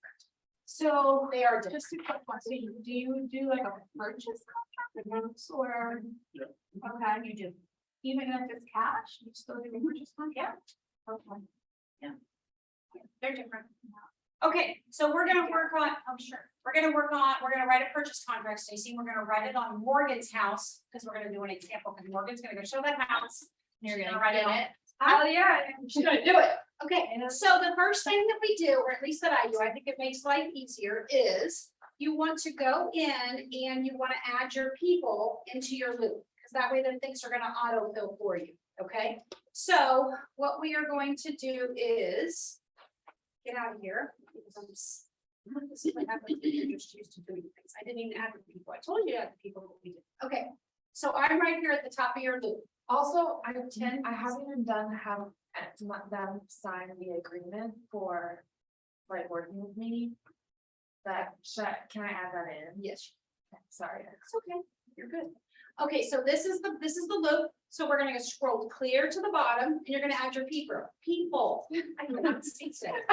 What is your buyer's name? How is it on their pre-approval? Michael Kearns. Michael Kearns, Kearns, correct. Okay, whoops. And you know his email? We're just gonna make it up. See, I asked you and then I answered for you. That's okay. mkearns@gmail.com, because if you don't have an email, it won't let you go on. Then you're gonna come over here to roll, and you're gonna select buyer. Okay. Right? You're gonna add the person, because it's adding it to your loop. Okay, is there more than one buyer? I believe it's just one. What's the pre-approval for? Is it in two names or one name? It's a great question. I believe it's one. But Okay, so if you would have a second person, you would just go up here to add person, and you would add them. okay. Okay, so we also need to add the seller. Where can we find out who owns the property currently? The auditor side. Okay, from this MLS page, where can I get to that information? Real tax info. Okay, we can get it right here by clicking on, see the blue, the parcel number, or Franklin County. Okay, I don't care which one you click on. And this person, wow. Okay, how many is that? I copy and paste everything. Like that, with the name like that. And then I'm gonna change it. But you're gonna have to, so we're gonna go in here to add people, so we already have our buyer, Michael Kearns, and then we're gonna add the seller. We're gonna go wake up, I'm here. okay? And then we're just gonna fix it, because it should be first name, last name, so Lisa A. Yeah, jumping down the drain, are you trying to make new coffee? Are you gonna make more? Look, I'm out of time. Look at that. This is like very much like mother-son relationship. Charles and I talk on the phone. Really don't. So this is the seller. You don't have to have the seller's email. Role, so what role am I gonna choose? Okay. Add person. Just add a listing agent. No, listing agent should be in here. This one is not, so yes, you would. Okay. Okay, so we've got added in here who, the buyer, or the seller, right? Listing agent. Okay, so let's add the listing agent, because it's not in here, so let's just do this right. Where can I find the listing agent? Deborah Harris. Yeah. People, if we would have used it by the MLS number, this would have came over, I just didn't. I'm just gonna, don't you guys think of my phone? Todd, I don't do anything in my phone. what role? Let's see. Listing agent. Okay. And do we need to add you? Yes. Nope. I'm already. You're in your loop. I'm So there. you're at it. Okay, all right, so we have all the people in here that we need to write a purchase contract, right? So now we're just gonna click on purchase offer. And I go to autofill just to make my life easier, because you can fill in the things that just saves you work. So double check it, your buyer is Michael Kearns, right? It's got 1078 Central Drive, always make sure, double check your stuff. Parcel ID needs to be in there because I didn't use MLS. Right in the middle, like where Friendship Town was. Do you want me to move? This font is way too small. Personal. Oh, I'm sorry, thank you, yep, thank you. It would be in here because you would have typically used,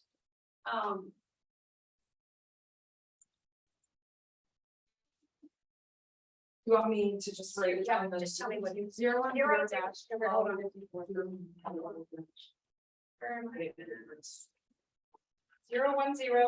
dash 12 5462. Okay. Purchase price, it's listed at $339,900. What is your buyer wanting to offer? Let's just because the thing. We'll just say it's that. This is just for practicing purposes. Typically, you wouldn't offer, earnest money. Everybody know what earnest money is? Offer what? Typically, you wouldn't offer a list price, typically. Yeah, typically. Everybody know what earnest money is? Everybody, okay, how much is your client gonna give in earnest money? You have no idea? You have a buyer's meeting with them? So this client is out of town, so I haven't had the earnest money session. Okay, but did you have a buyer's meeting with them? Yeah. Okay, and we discussed earnest money? Okay, next time, just talk about it, so they know what it is, so they can be prepared, home inspection, that kind of thing. Let's just say they're gonna do a $2,000 earnest. money. So they have to give earnest money? I strongly recommend it. Stacy, your thoughts? Unless they don't have money, right, as a VA buyer, Right. I typically always. do it. Yeah, me too. If you remember, you're representing your buyer, so you want your offer to be the best offer that's presented. So you want to put them in the running to be the best. It also holds them accountable. Yes, it does. Like they have to have skin in the game. If Yes, they they don't, then they can be really flaky because you Correct. earnest money is a way to make sure that they have consequences if they walk away. Exactly, Okay. exactly. We did with Paris. Let me get that. Okay, so this stuff. I'm sorry. No, I'm not ready. You guys, It's please all don't okay. mind. But you could warm it up in the microwave. I sure did. I'm glad you did. Okay, so I am a big component on everything must be filled in, okay? Closing date. So that's my list, or that's the license number. I'm gonna save that one for the end because I just want to show who is their lender. Can they close in 30 days? Have you talked to their lender? 30 days? Okay, so if you're writing the contract today, would go into contract probably tomorrow-ish, so the 16th. We don't have any holidays coming up from the 16th of September, right, till October. So can't close on Saturday, Sunday, right? So you want to be 30 days out. You could choose the 14th. I would probably do the 17th just to make life a little bit easier on your lender. Okay. Buyer, we've got Michael. When is your offer going to expire by? You're writing it today. Is it usually? I typically, you're gonna know a lot more after you talk to the listing agent, and a lot of times in the agent-to-agent remarks, they are gonna tell you when an offer is due by and how long to leave it open until. Right. Typically 24 hours. I was gonna say 20. 12 to 24, just, you can get a feel by when you talk to the listing agent, or maybe sometimes you're trying to get it in contract quickly, it really kind of depends. But I would say rule of thumb, 24. Okay. So I'm gonna say 16, and you always put a time, because if you just put 9/16/22, when 9/16/22 does that offer expire, right? So you're gonna have an at, let's just say 6 p.m. Okay? And what was the occupancy on this one? Was it at closing? Yes. I cannot read this font. So I type it out at closing. Oh, rather than putting a date. I always put at closing. Okay, gotcha. That way, if the closing gets moved up, some lenders can get done quickly, which is always great. Okay. Did not know you could actually type. I thought it was only numbers. That's interesting. Okay, property includes, so I go over here to, right here where it says interior amenities. And I'm so used to my, sorry.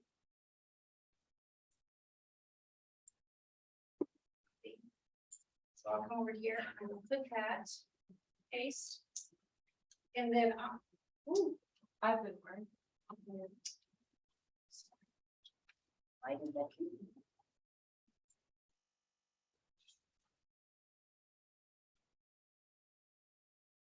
Okay, and then I always put, I like to be over everything, curtain, how do I normally say it? I have all this saved.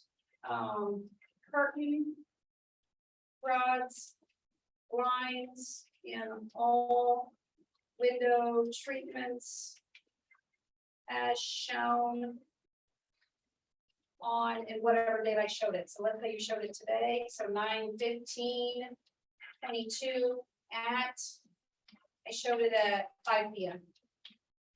Okay, So curtain rods and wine. I always say like curtain rods, blinds, all window treatments. Think of it this way too, you want to put, if there are wall mounts, TV wall mounts, anything else that's attached. Just think of it this way, when you view the home, turn it upside down and shake it, everything that stays with the home and it doesn't fall out, stays with the home. Okay, but remember in your like agent to agent remarks and stuff, sometimes there will be things noted that are not gonna stay. But remember, The property that had the hot tub. Don't let your. in a hot tub, if it says a swing set stays, a wooden swing set, put it in there. Okay, property excludes, If it's not in the MLS and you're just saying you want it to be included, could you add that in, or would you do a separate? Yeah. you could, I wouldn't recommend it even in the market we're in now. Think of it that you always want to go back to, what can I do to make my offer as simple and clean? Don't ask for extras unless our market just really changes. Okay. Unless, unless you have a conversation with the listing agent and they say something different.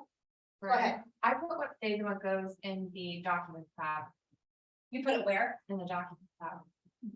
And the MLS frame. Yeah, I rarely put it in agent remarks. I'll make a whole. Yes, I do Spreadsheet. too, but you know what? So many realtors don't. Yeah, I'm that's just saying, true. check.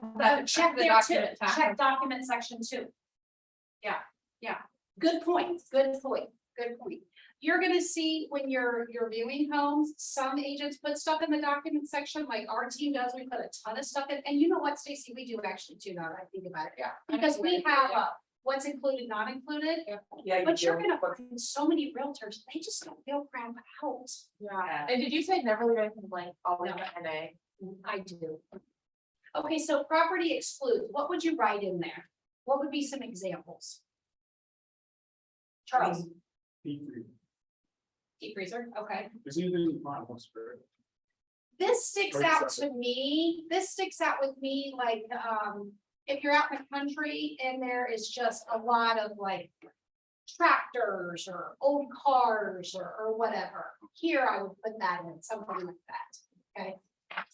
Okay, and then you just click autofill, and then here comes our purchase contract, right? So everything in yellow, it automatically fills in for you, okay? So date, you're just gonna click it for today, it's date.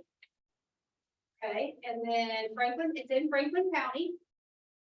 There's the parcel number, and then what was this? This is a ranch. Queen Brother. Yeah, ranch, 3-bedroom, 2-bath. Okay, so I would put, so right here, you always put a description.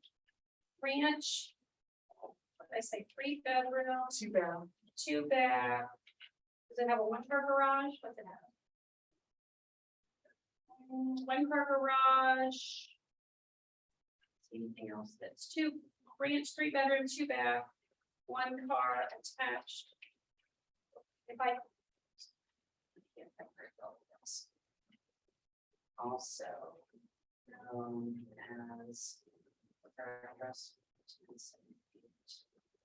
Stacy, do you anything different in here? It's good to get other ideas. After the executive period, MLS number. You have the MLS number, okay? Always better to have too much information than not enough.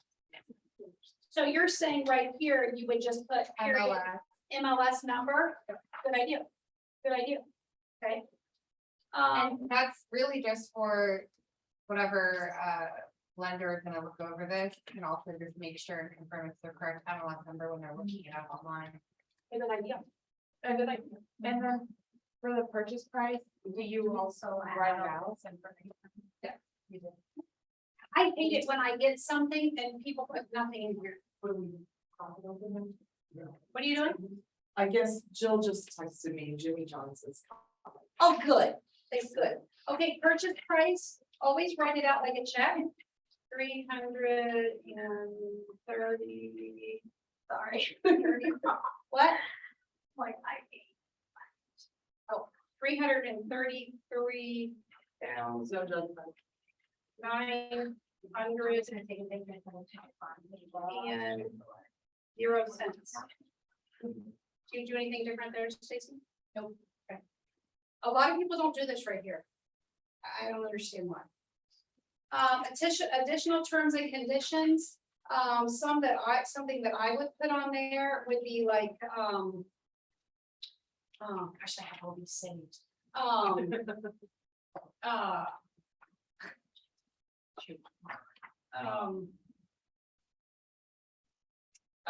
This.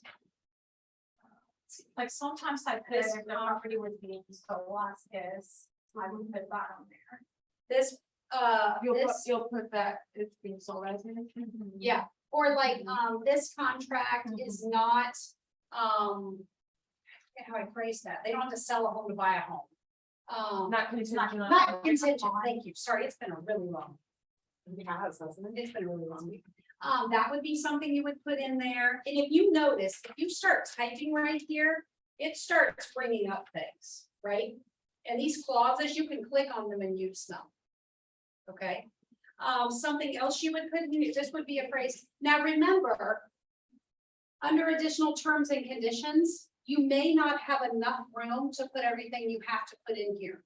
You may run out of space, right? So then here you would just say, please see additional terms and conditions document. Okay, now something that I would put in here too, about home inspection, something that would be pretty common would be, you would put your appraisal clause in here. Do you have to, is this the one with the home warranty? Do you have to write that in here? Not here, down farther, but yeah, good call. Wait, sorry, you said, please see additional addendum. Your appraisal line would go in here, where if you start typing, that's gonna come up. Your, what type of home inspection you're gonna do, they may be doing it for informational purposes only. There's a clause that you write that in there. As is, the title company information, escrow and title to be handled by. If that's listed, I don't know if this, yes. I don't know if this is there. At the buyers meeting, is that when you're asking them about home inspection, or it kind of matters for which house they? I would See. let them know, I wanna make sure they understand like appraisal gap, earnest money, a pre-approval, explain what a home inspection is to them and let them know, you know, I have home inspectors I can give to you, your lenders, but I wanna make sure they know about anything that can typically encompass and happen. But the decision of like. You're it's not gonna be able For to- yeah. informational purposes only, is that the discussion you have after they say, I wanna make an offer, you say? When It's you're your home showing them the inspection. home, a lot of times, or there's some people you're just gonna know, they're just gonna say, you know, I will always do a home inspection. You know, I won't buy a home without one. Or, you know, maybe they've flipped houses before, maybe dad knows how to rehab homes. So dad's gonna go along with them. There's gonna be so many different things. You're gonna learn that either in the buyer's meeting or at the property. Does that make sense? Well, like, because you're saying for informational purposes only, that means as opposed to requesting remedies, correct? Yes, yes. So, That says I'm gonna do a home inspection, but we're not gonna ask the sellers for any repairs or money off the home. That would be for informational purposes. I just like to write it out more thorough because if they're comparing a couple offers. I'm just making it very clear. Now, could my buyer still do the home inspection and for a legitimate reason walk away? Absolutely. But, and speaking on that, before I agree, so, and this goes back to kind of what Stacy was talking about, an earnest deposit.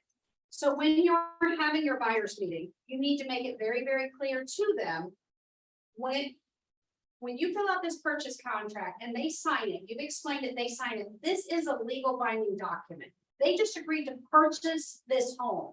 It can't be a new house went on the market down the street and oh, that's just so much, I like that, it's more pretty. No, that's not a reason to get out of contract. Or I decided I don't like the paint color. That's not a valid reason. They can get out of a property.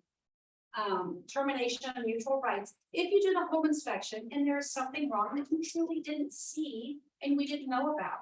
That's the only reason your buyer should ever get out of a contract. and if they did earnest money and they do that, they get the earnest money back. It is correct? completely up to the seller and the listing agent. Knock on wood, I have never had a buyer lose their earnest deposit money, but it definitely could happen. Are you asking about the inspection or if they just walk away? Inspection, if they walk away due to the inspection. The inspection comes back or they do get their earnest money back. They don't have to get it back though. They do, it's in our contract. They don't have to get it back. There's like. I thought they did. There I is. really thought they did, so this is actually. I really don't think they do. There is. I hope you're right, Yeah, it's literally in our contract. Because It it goes says down. on there, are you doing it before or after? right? Can we look at that? Things are recorded. Yes, it is. Nice, nice. to meet Okay. you. Where do I find? If you go to the, our YouTube channel, it'll be Okay. probably be up tomorrow. Awesome, thank you, great. You guys, Yeah, for sure, you do. I don't think they do. You do, I'll pull it up. I know it's in there, but Kathy. I would never I would never guarantee a buyer they're gonna get the earnest deposit back, ever, ever. I've never had anybody lose it. But I personally would not guarantee them they're gonna get that money back. Okay, just. Okay, attorney approval clause. Does everybody know what this means? If they choose to have an attorney. If take you a look. put a number in here, if you put a number, typically it's 2 days if you do it. This means that the buyer and the seller can both take it to an attorney. Okay, now we tell all of our buyers when we're writing the offer, I always say, I kind of make a joke out of it. Our purchase contract is so long, obviously, because issues that have happened. So that way you want to make sure the buyer and the sellers are both protected. So this is written by an attorney. All we can do as realtors is fill it in, right? So if they They want to, can't check out clauses. that's No. ours. no. So it's their choice if they want to take it to an attorney. Do you usually put NA I'll put NA or 0. 0? Yeah, sorry. No. Yeah, no. Okay, financing. So on 3.1. So 3.1 is only for a cash buyer. Okay, so if you mark this. And you mark this here, you're saying that your buyer is gonna pay cash and have a loan. Okay, so it's one or the other. Okay, so how do you change that? Everybody, Kate, do you know how to change it? Change here. Wait, which part? Just to take the initials away. So you just click on it, right? Oh, yeah. And you come up here to assign to. Yeah, I know. Okay, and just change it to no one. Yep. Just like that, okay? So down here, I'm assuming hers, it is, she said. Lenders, yeah. Yeah, so we're gonna assign that to Michael, And then that. and then there's no one. So back at 3.1, you Yep. did leave the 1, so should that say 0, even though we didn't No, assign that because to anybody? Because Okay. I have marked out, I mean, you could, but it makes it very clear it's not a cash buyer. They are getting a loan. Because they cannot, remember, you wanna make sure to change this and take away so they can't initial it. Yeah. Right? Yeah. Don't, because where a lot of people, when they go on there, they're just gonna click an initial and sign wherever you let them. Okay, so you're responsible. Okay, so he's getting a loan, right? And probably, I'm hoping has his pre-approval letter now, stating we're gonna send it with the offer. So we're gonna mark Michael there, nobody can sign here. This would be if you're gonna give the pre-approval letter after it goes into contract. We want to do it before, because it Before. makes our offer look better. Yes, exactly, exactly. So if you're gonna do it after, you would initial here, and this would become, you would take his MK away. And you would have to put within how many days are you gonna get the pre-approval to them? Okay, does that make sense? Just stick with, you're always gonna have your buyers pre-approved, in my opinion. Yeah. Okay. Loan application, you're gonna know with the lender, typically 2 to 3 days. Just meaning they're gonna get the final information in to the lender. Okay, she didn't say what type of loan, did she? We're gonna say it. You just type in here whatever it is. Now, if it is a cash deal, I will, just to make it stand out even more, I'll type cash in here. Like we were doing with your buyer. Yeah, Just, you don't have to, it's just like, it's just like another, like here, just in case you missed it, remember it's a cash deal. so I can't remember with my buyer in the, where you have 3 columns, did we put anything there? No, we put 0. 0 there, but Put then we 0. put cash, okay. Because they were a cash buyer. I couldn't remember. Yeah. You guys take the time to read through so you understand all this. Loan commitment, each lender is different. Typically 25 days. Where are you at, Steve? I do 4 days less than the. You do contract what? itself. 4 days less than the contract. So if Okay, it's a 30-day, you do 26. okay, okay, okay. So just know the lender that your buyer's working with. No, okay. Appraisal contingency. Taxes and assessments. Okay, so here is the portion where everything is listed here, right? What is included, but me personally, I would put everything down in here just so there is no question. Right? And if you ever get to a home and there's like a note on the counter or something that says, windows in the upstairs bedroom are going to be replaced before closing. Make sure that goes up in your additional terms and conditions, okay? If you truly don't put in here, like the dishwasher or something, or the rain, they truly don't have to leave it. It's listed on the MLS and they should. But you need to make sure you're covering your butt and put everything here. Make sense? This would be where you would just put if there's anything excessive. Okay, lease items would be like your water softeners, some other stuff. If you- Propane tanks can be leased. A And- water softener would be if you're out in the country, okay, and they have a well. Remember that too on your home inspections, if you're doing, if you get your buyer in contract on a property out in the country, they're gonna have well and septic inspections and stuff, so make sure you give yourself adequate time. And you're gonna know the home inspector that you work with, how quickly are they able to get to your properties? Make sense? Do what? There's just so many details, it's just so overwhelming. Yeah, but once you do it a few times. Yeah, I'm just, Was your I'm looking- buyer a conventional buyer? yeah, Okay. I'm That's gonna what we guessed. get it under my belt, you know? Yeah. And you know what, once you do your first offer to they're always gonna be in your loop where you can go back and look at them. But I'm a person, that I like to see it, so I'll print it, when I first started, I printed them off. Just so I could look at them as I was writing, and like I have, I have like my. Purchase contracts and my first few, so I can look at them, listings, and then like different counter offers and stuff, just. So you can see, and like, Stacy brought up something, putting the MLS number, I think it's a great idea.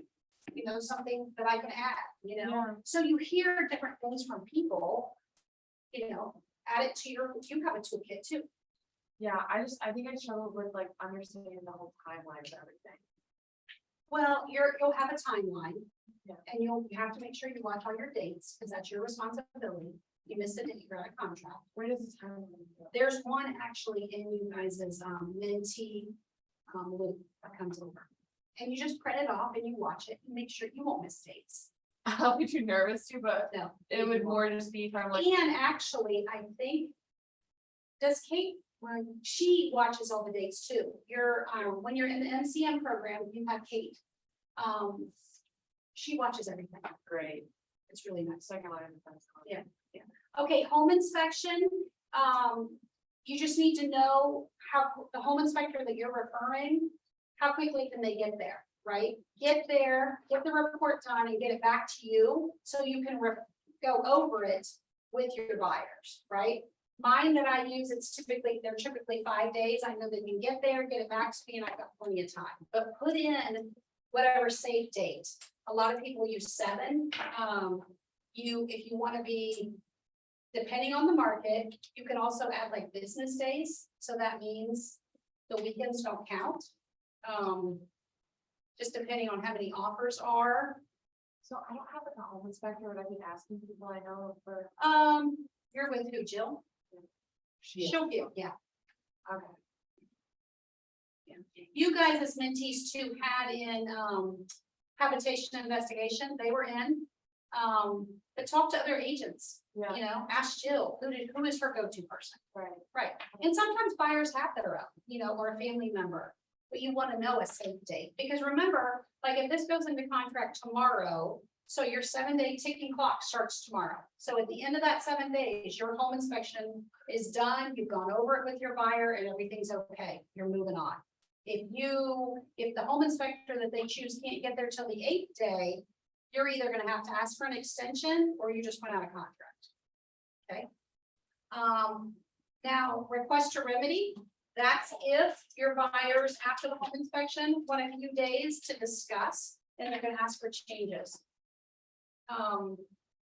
Typically, people haven't been doing request to remedies, softening some.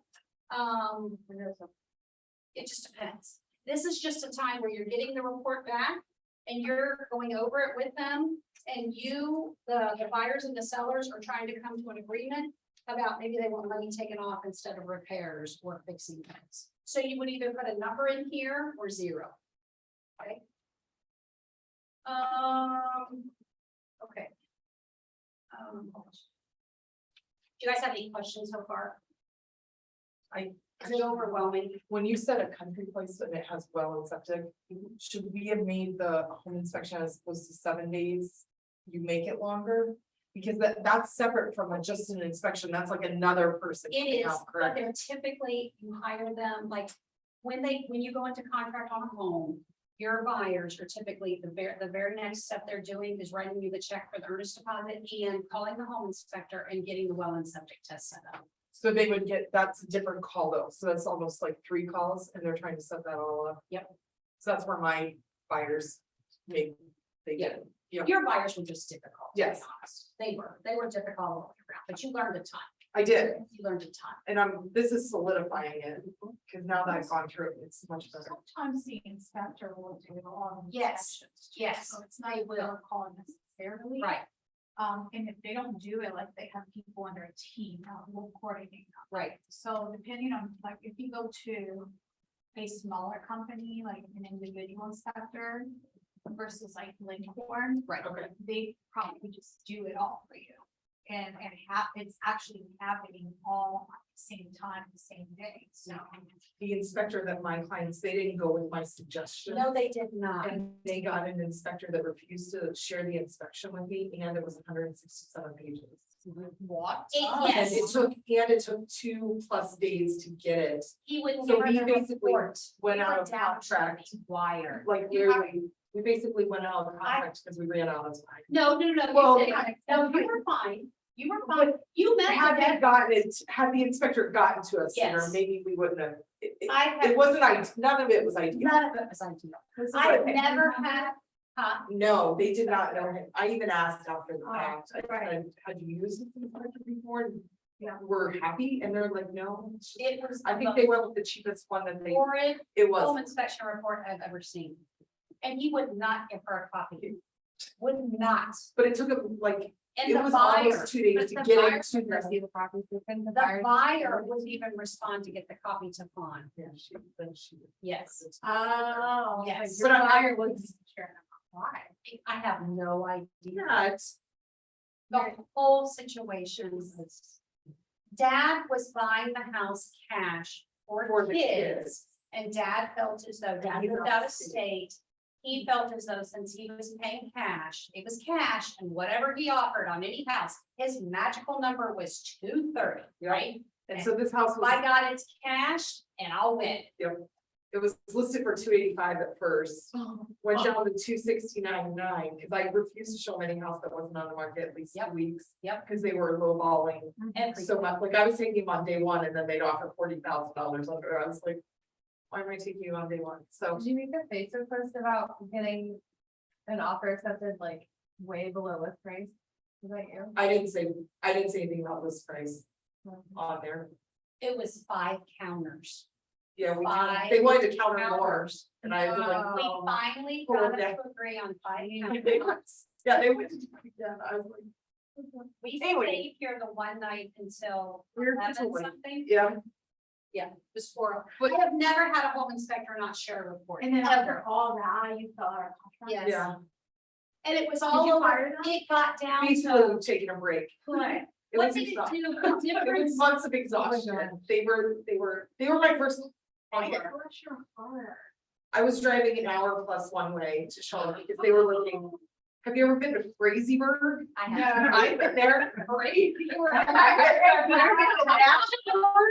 I've been there. What? And the sad thing is, it got down to a difference, it got down to a difference of what, $4,000? 5,000. Was it 5? It was 5 and It was it was horrible. when they were so far under. Yeah. Ask- And the funny thing is, Fawn called me the one night and she said, I think it was after the home inspection, and she said, okay, what they're really concerned about is down in the basement, there I is forgot a about that. utility sink that is not hooked up. I go, okay. That's what they were focusing on. She goes, this is a big deal to them. And I was like, okay, that is not a big deal. That was like that when you saw the My house. utilities.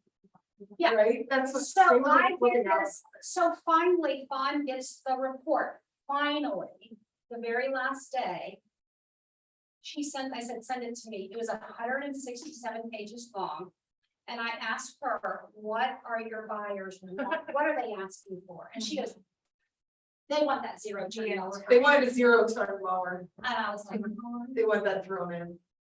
It It was like was- brand new. it was, and the sad thing is, from this horrific home inspection report, the things that her buyers asked for were not even the things. that I would ask for. They, there were serious issues that they just, I have no idea why they were just wanting to overlook, and I told her, you need in writing. And luckily, because it was dad, and this is a good lesson to learn, if it's more than, if it's a husband, I always like to with communication, if it's a husband and wife, or like she had, dad out of state and 2 kids, we started making sure everything had a trail, either a text or an email. Because I said, I'm telling you what, if these guys do end up coming to agreement here this last night at the wire, the things that they're asking to be remedied as opposed to what's really wrong with this house, you need to have your butt covered. And she did. So it was. So for Fawn's first one, she had in contract, it was supposed to be a cash close in 2 weeks, It didn't happen. was, she learned a ton. She knows how to write counters really well and. I can write counters. Yeah. She can write some counters. This page does talk about getting it right. I know. And I get what you're saying, I You know can what also, you're saying. if you're worried about just, if it's as is and you're just being inspection, you're worried about not being earned the money back after the inspection, you can literally write it into the additional terms and conditions. You can, So there is a phrase. there is that clause, it's in here anyway, Do you write it into your additional? If I'm just doing inspection, no, I've never had someone fight me on it. I have never had anybody lose an earnest deposit either, but I make it so clear in that buyer's meeting. This is a legal binding contract. When we go over this and you agree to this, this is what we're agreeing to. You can walk away if there's legitimately something wrong that we didn't know or we didn't see. Other than that, you need to close. Right? Unless their loan doesn't go through or something of that nature, right? Okay, that's on condos.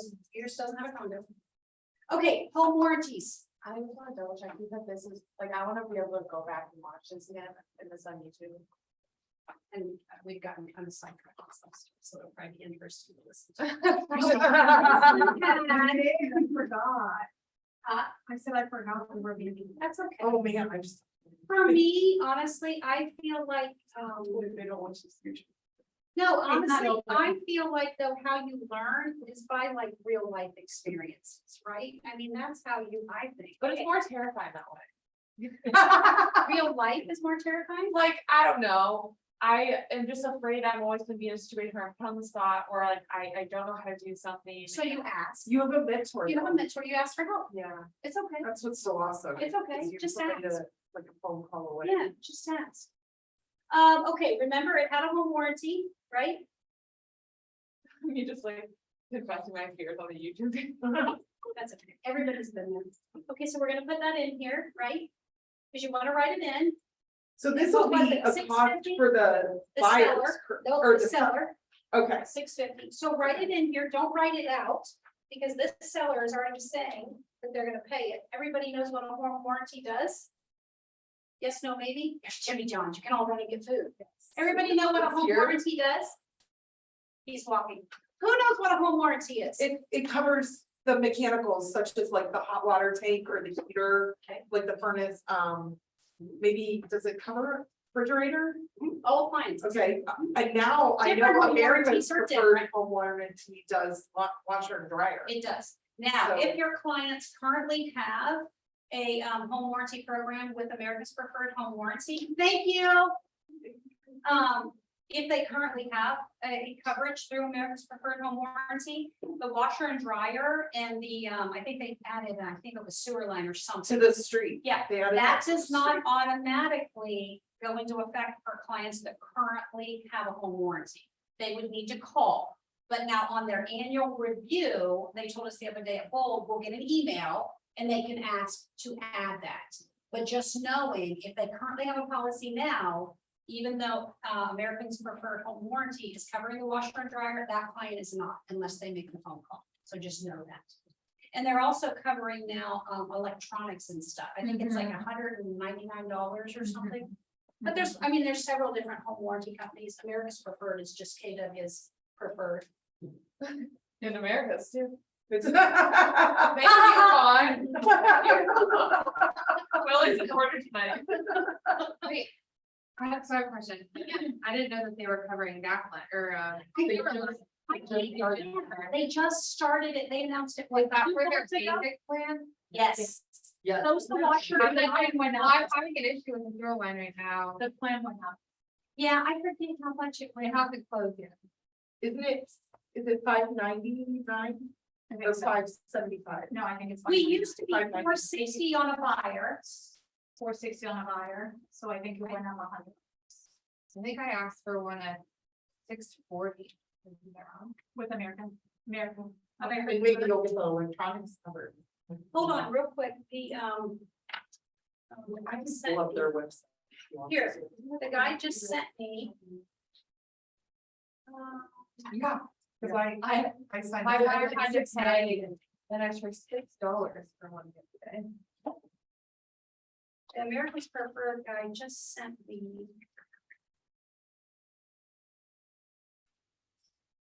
Oh, whatever. Oh, here's the electronic version. Yeah, here we go. There is, Scroll all the way down. So here we there. go, let's see. Okay, so it's so creepy. Oh, That picture. oh, that, That's so creepy. okay, so let's see.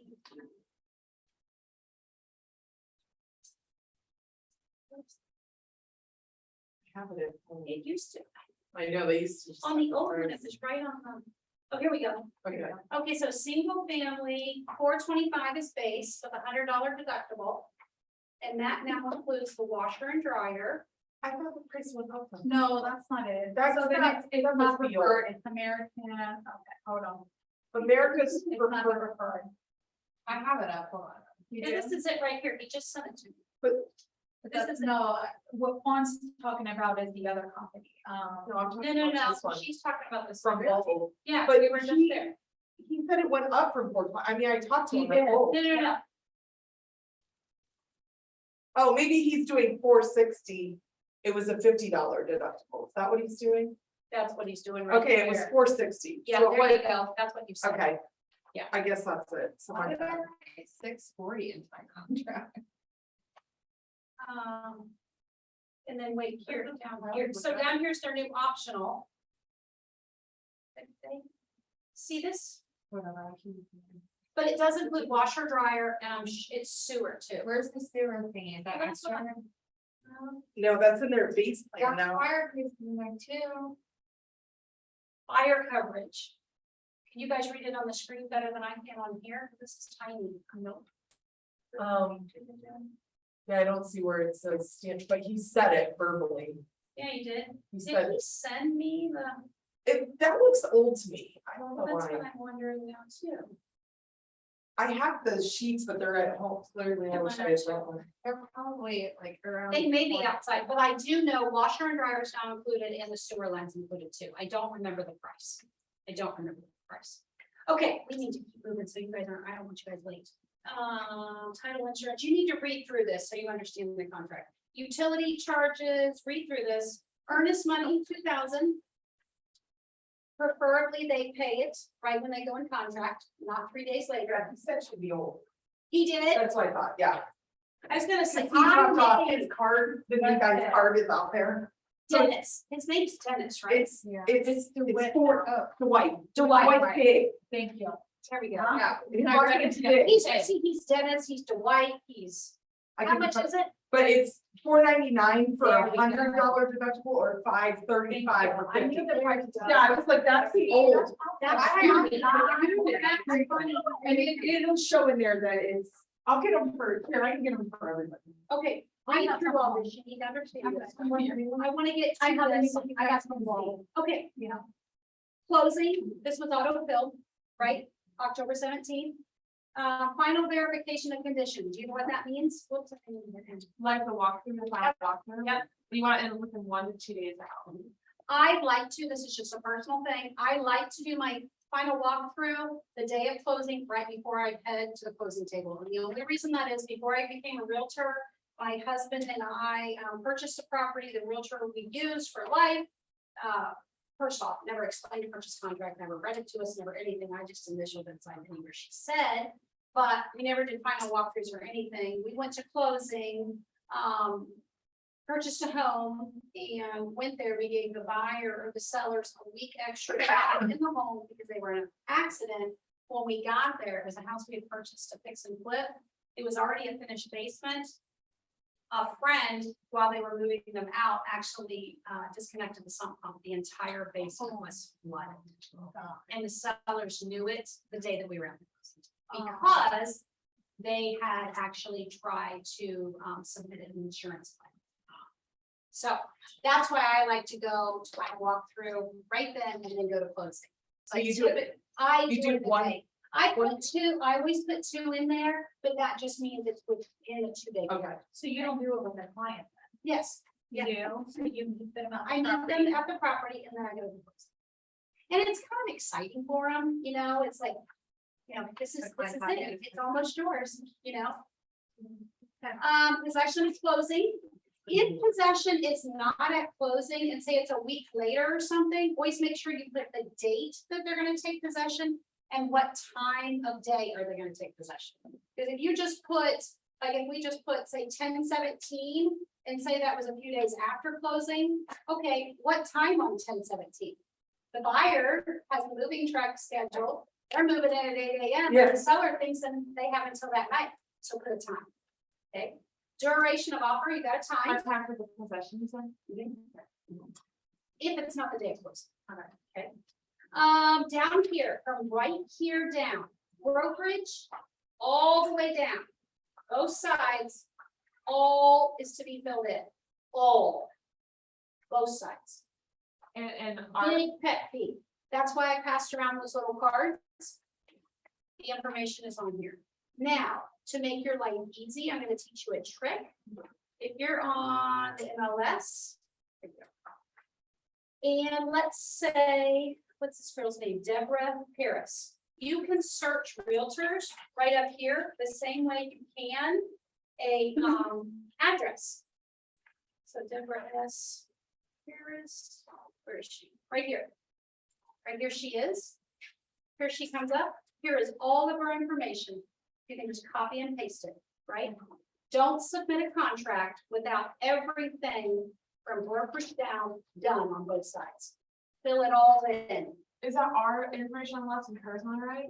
Which side are you representing? We're buyers. Uh-huh. I just wanted to. You're good. No, you're good. You're good. You knew the answer. I knew you did. So this is gonna be you.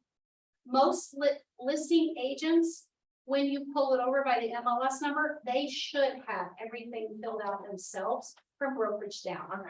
A lot won't. If they don't do it, you go in and do it for them. Okay, because you're gonna be extra. Right? So where are we filling in? All the way down from brokerage? Always. Yep. If a mentee sends me one and it's not filled in, I go in here and did you know you can change the color font? I'll put red, Luna, fill in from here to down. Send it back. Okay, so impress your mentors, make sure it's all filled in. Now, when you get, where is, okay, Michael? When you get this back, where do you hope that Lisa signs? You hope she signs right here or right down here? I mean, if you're winner, chicken dinner, you're in contract. Which one? Here? Or here? We go up. Right there. Okay. When this is signed by Michael and this is signed by Lisa, that's when you went into contract. Right. If you have received it or sent it to the listing agent or the buyer has received it back. If your client signs it and you don't send it back to the listing agent, they don't know you're in. It's like it's a. Yeah, it didn't happen, right? And then remember in school, it's like time is of the essence. Now, right down here, that's receipt of offer, if they sign here and it's dated, what does that mean to you? What happened? The seller of knowledge received the deal. Yeah. Right, so did you win? No, No. no. No, so you don't want to sign that one. All right. Who has questions on the purchase contract? Okay, let's say we have it all done. We hit save. Okay, we hit save, right? And let's say you have all your documents done and you're ready to submit this offer, right? You would click here. First off, you would have uploaded in here your pre-approval, letter would be in here, okay? You would fill out all necessary documents. But do you guys know which documents you need to send to the listing agent when you submit an offer? Because to me, when I first started, I thought there was 10,000 forms, like which ones do I send? I wrote it in my notebooks. So I did. Anybody know? Charles, take a stab. Huh? With an offer? What? What documents, okay, so Morgan has done all of the documents, she's got everything done, it's in this loop, and she's about to send her client's offer over to the listing agent. Which documents does she submit? The agency disclosure. Okay, The property disclosure, RPD. Yeah. Okay, pre-approval. and maybe lead-based paint? Yeah. If it's necessary.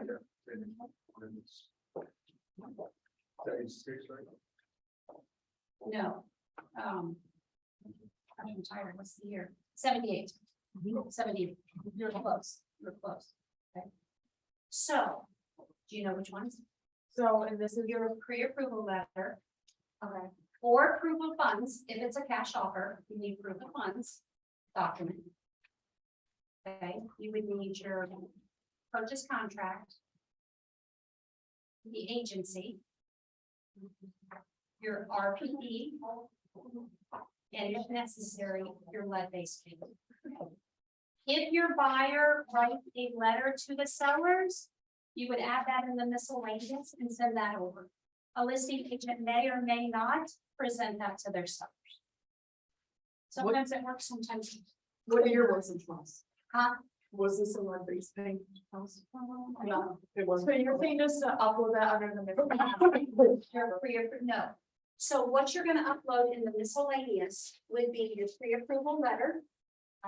Or the proof of funds if they're a cash buyer. And also if your buyer wants to write a letter to the seller, pick me letter, some sappy letter, that would go under miscellaneous. Okay, all your other documents are right here in your contract compliance. Okay, so what you would do, let's pretend we have all these done, so we would go and click on the purchase offer. I don't, we did, so right here, RPD and lead-based paint, we just didn't upload them, but you would need them, and then also agents, so right here. And what is, is a buyer loyalty agreement, is that what that is? You don't need to send that, but that's for your record. Buyer loyalty is saying, I'm gonna give you 110% of great customer service, you're gonna give me your 110% loyalty. What is the form called that I need to sign just to basically make your own? That's the buyer's loyalty. I think it's called something different though, in you guys' is MCM, isn't it? It's called, we went over that earlier. What is that called? You guys call it? I call it Buyer's agreement. Maybe it's buyer's agreement. How did they phrased it something like that? I don't call it exclusive right to represent buyer for residential property.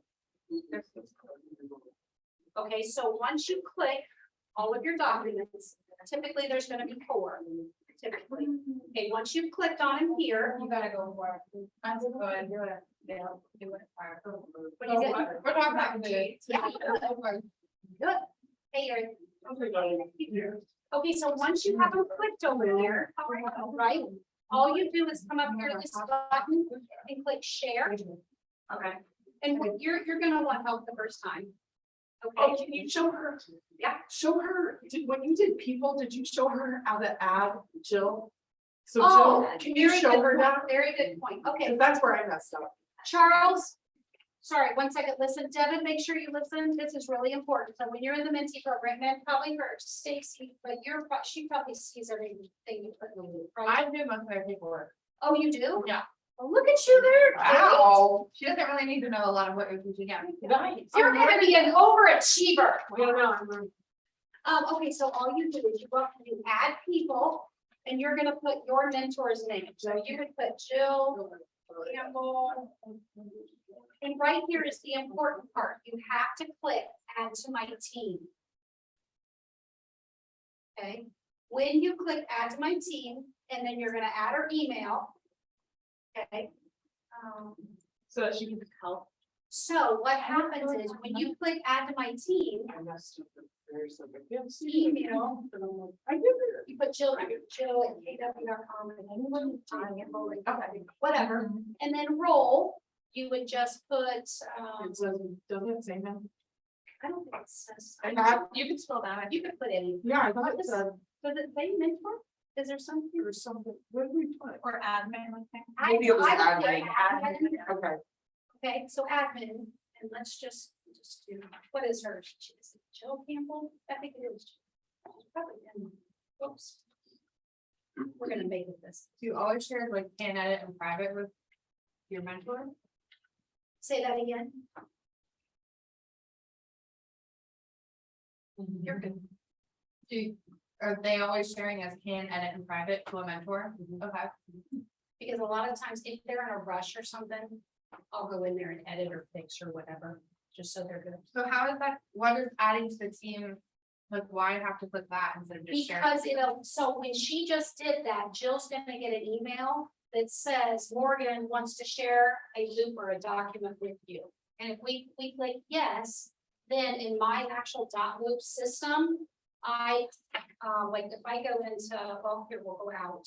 So they don't have to like basically log into their credentials. I have to log into all of their, I have to remember all their credentials. No, so if you ask So they can them, add them. I just add to my team. So I if didn't you know look that. Yeah. here, if you look here, like Charles Bott, that's when I was helping Charles, right?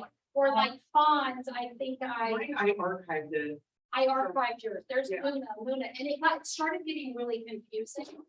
Ooh, so what I did, and you, I don't know if it would make life easier for you, and you may already know this, but like this one, so if I come in here to this, and if I go to view details, I can actually come over here to this custom, and I would put in here like Morgan Minty.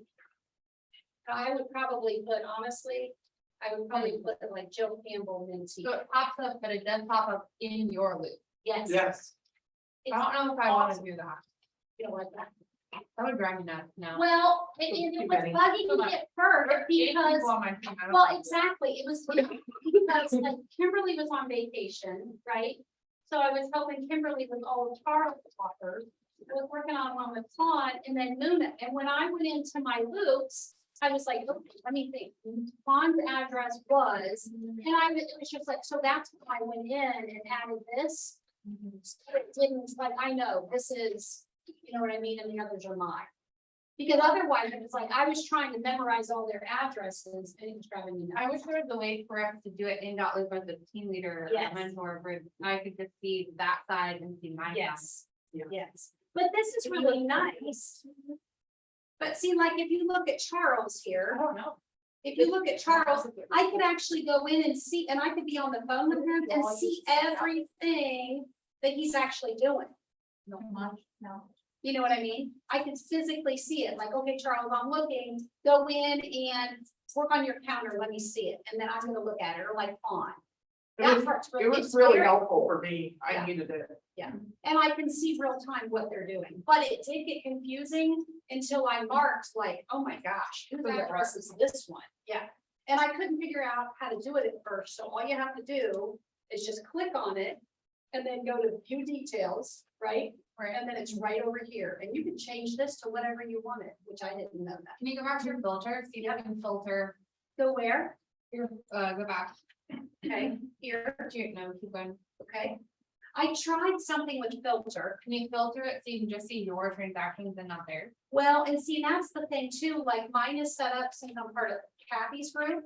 Like, so this is another thing that worried me. So like, okay, so when I was working on all these, like Shirley, our admin, Brandon, Kathy, they're seeing all this going like, well, Mary's working on this or this or whatever, like this should be coming in. And they're not. Right. They're good. That's what they're not. Right, so that's why I was like, I gotta figure out a way. But yeah, filters, it's marked off, I don't know what. So well, When you're done with this, we go back to what Yep. Dr. Navarro shared. Yep. I don't want to get too. No, you're good. Does that make sense though?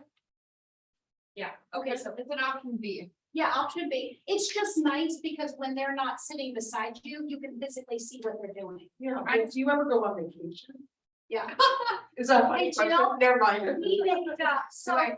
Morgan Okay. was our, we No, I wrote an offer for Morgan for this house they're gonna go see. Awesome. Okay, No, okay, so Morgan, so what you would do is, you're gonna have your pre-approval in here under miscellaneous, right? And we didn't have time, but you would have the RPD uploaded and the lead-based paint. Okay, so now when it's time to send your offer, you would come up here and you would be clicking.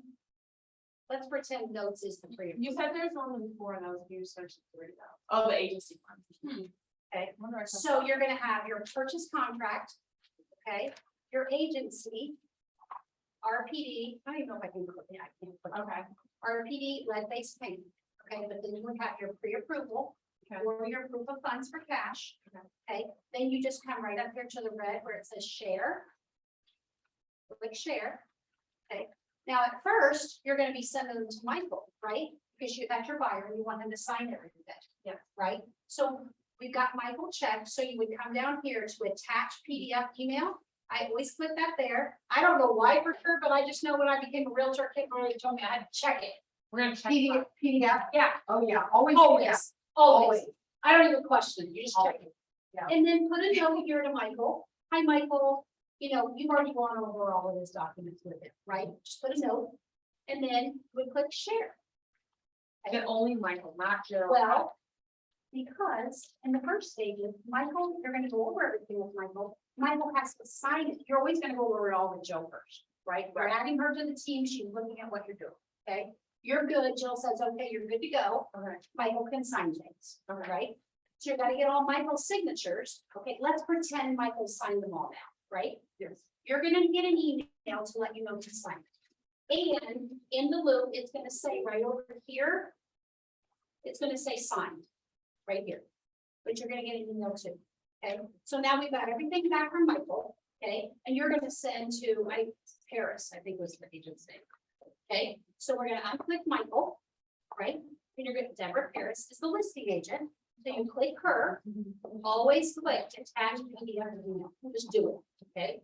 And then I would put here like, hi Deborah. Please confirm receipt of offer. Yeah, of my client's offer. And then I always say like, please, please let me know if you have any questions. And then I always say, and you say whatever you want, I always say, I look forward to working with you because I'm already deciding I'm going to be a winner and you're going to pick me. Working with you. And then thank you. Okay.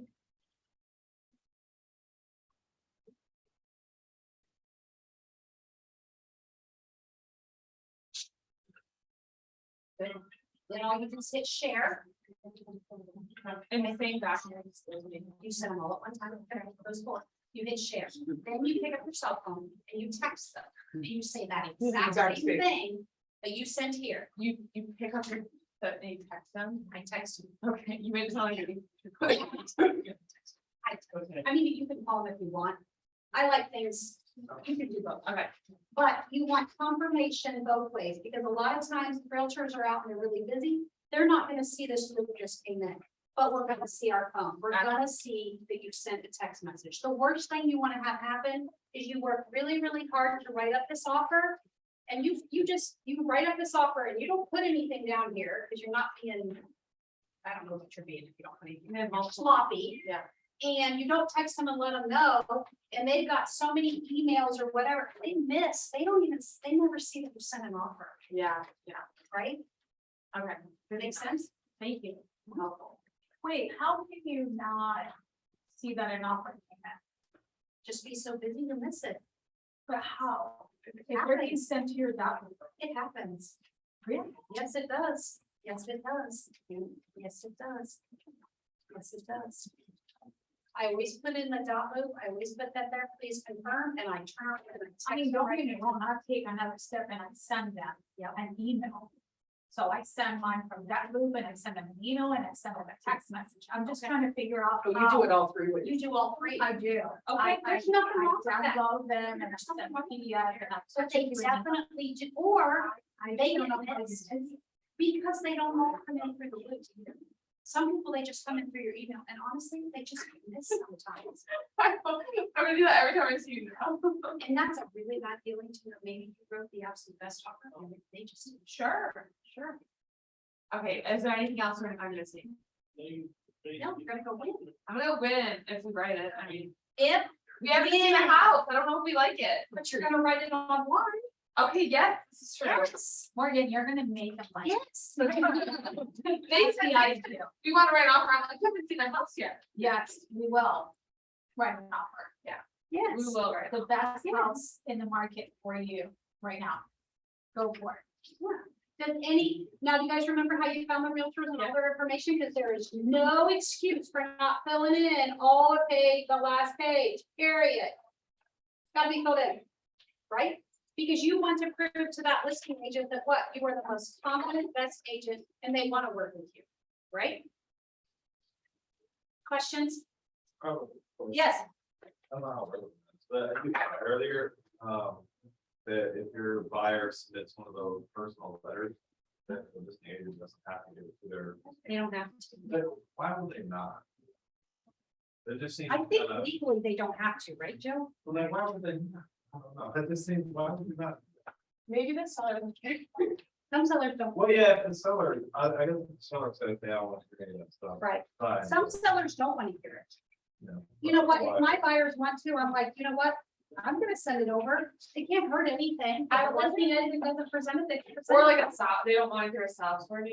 Right, I wonder if that changes basis pricing, like, I wonder if people who are, who have like. High value properties, or just like, I don't know. no, I don't think that matters. You don't think so? No, that's making it. No, okay, listen, I'm not saying like. I know you're not. I'm saying like maybe they're getting like, their value is so high on their property that they're like, we can't, we're just doing the. Like the highest offer, they don't want to read. I know on, as a team, we strictly say in ours that we will not allow letters to be received. But have you have buyers that have written and you've submitted them? You know, and has it worked? Yes, it has. I'm part of staff and very compassionate, so like, I really believe in their story and, you know, I like helping people, so if I was selling, I don't want to. No, listen, I sat in dining room table with people before, and when you lay a letter down, like, I'll never forget this when I was in the property in Westville a few years ago. There was a letter that was written, she was a single mom, she had a little 2-year-old boy, and his favorite thing was strawberries, and my listing actually had a little strawberry patch in the backyard. So this buyer took a picture of her little boy that had strawberries all over his face. And said, we would love to have our own strawberry patch in our backyard. Now, this was just the beginning of when we had multiple offers. And it's interesting because you can have 2 different kinds of approaches, like typically this is nothing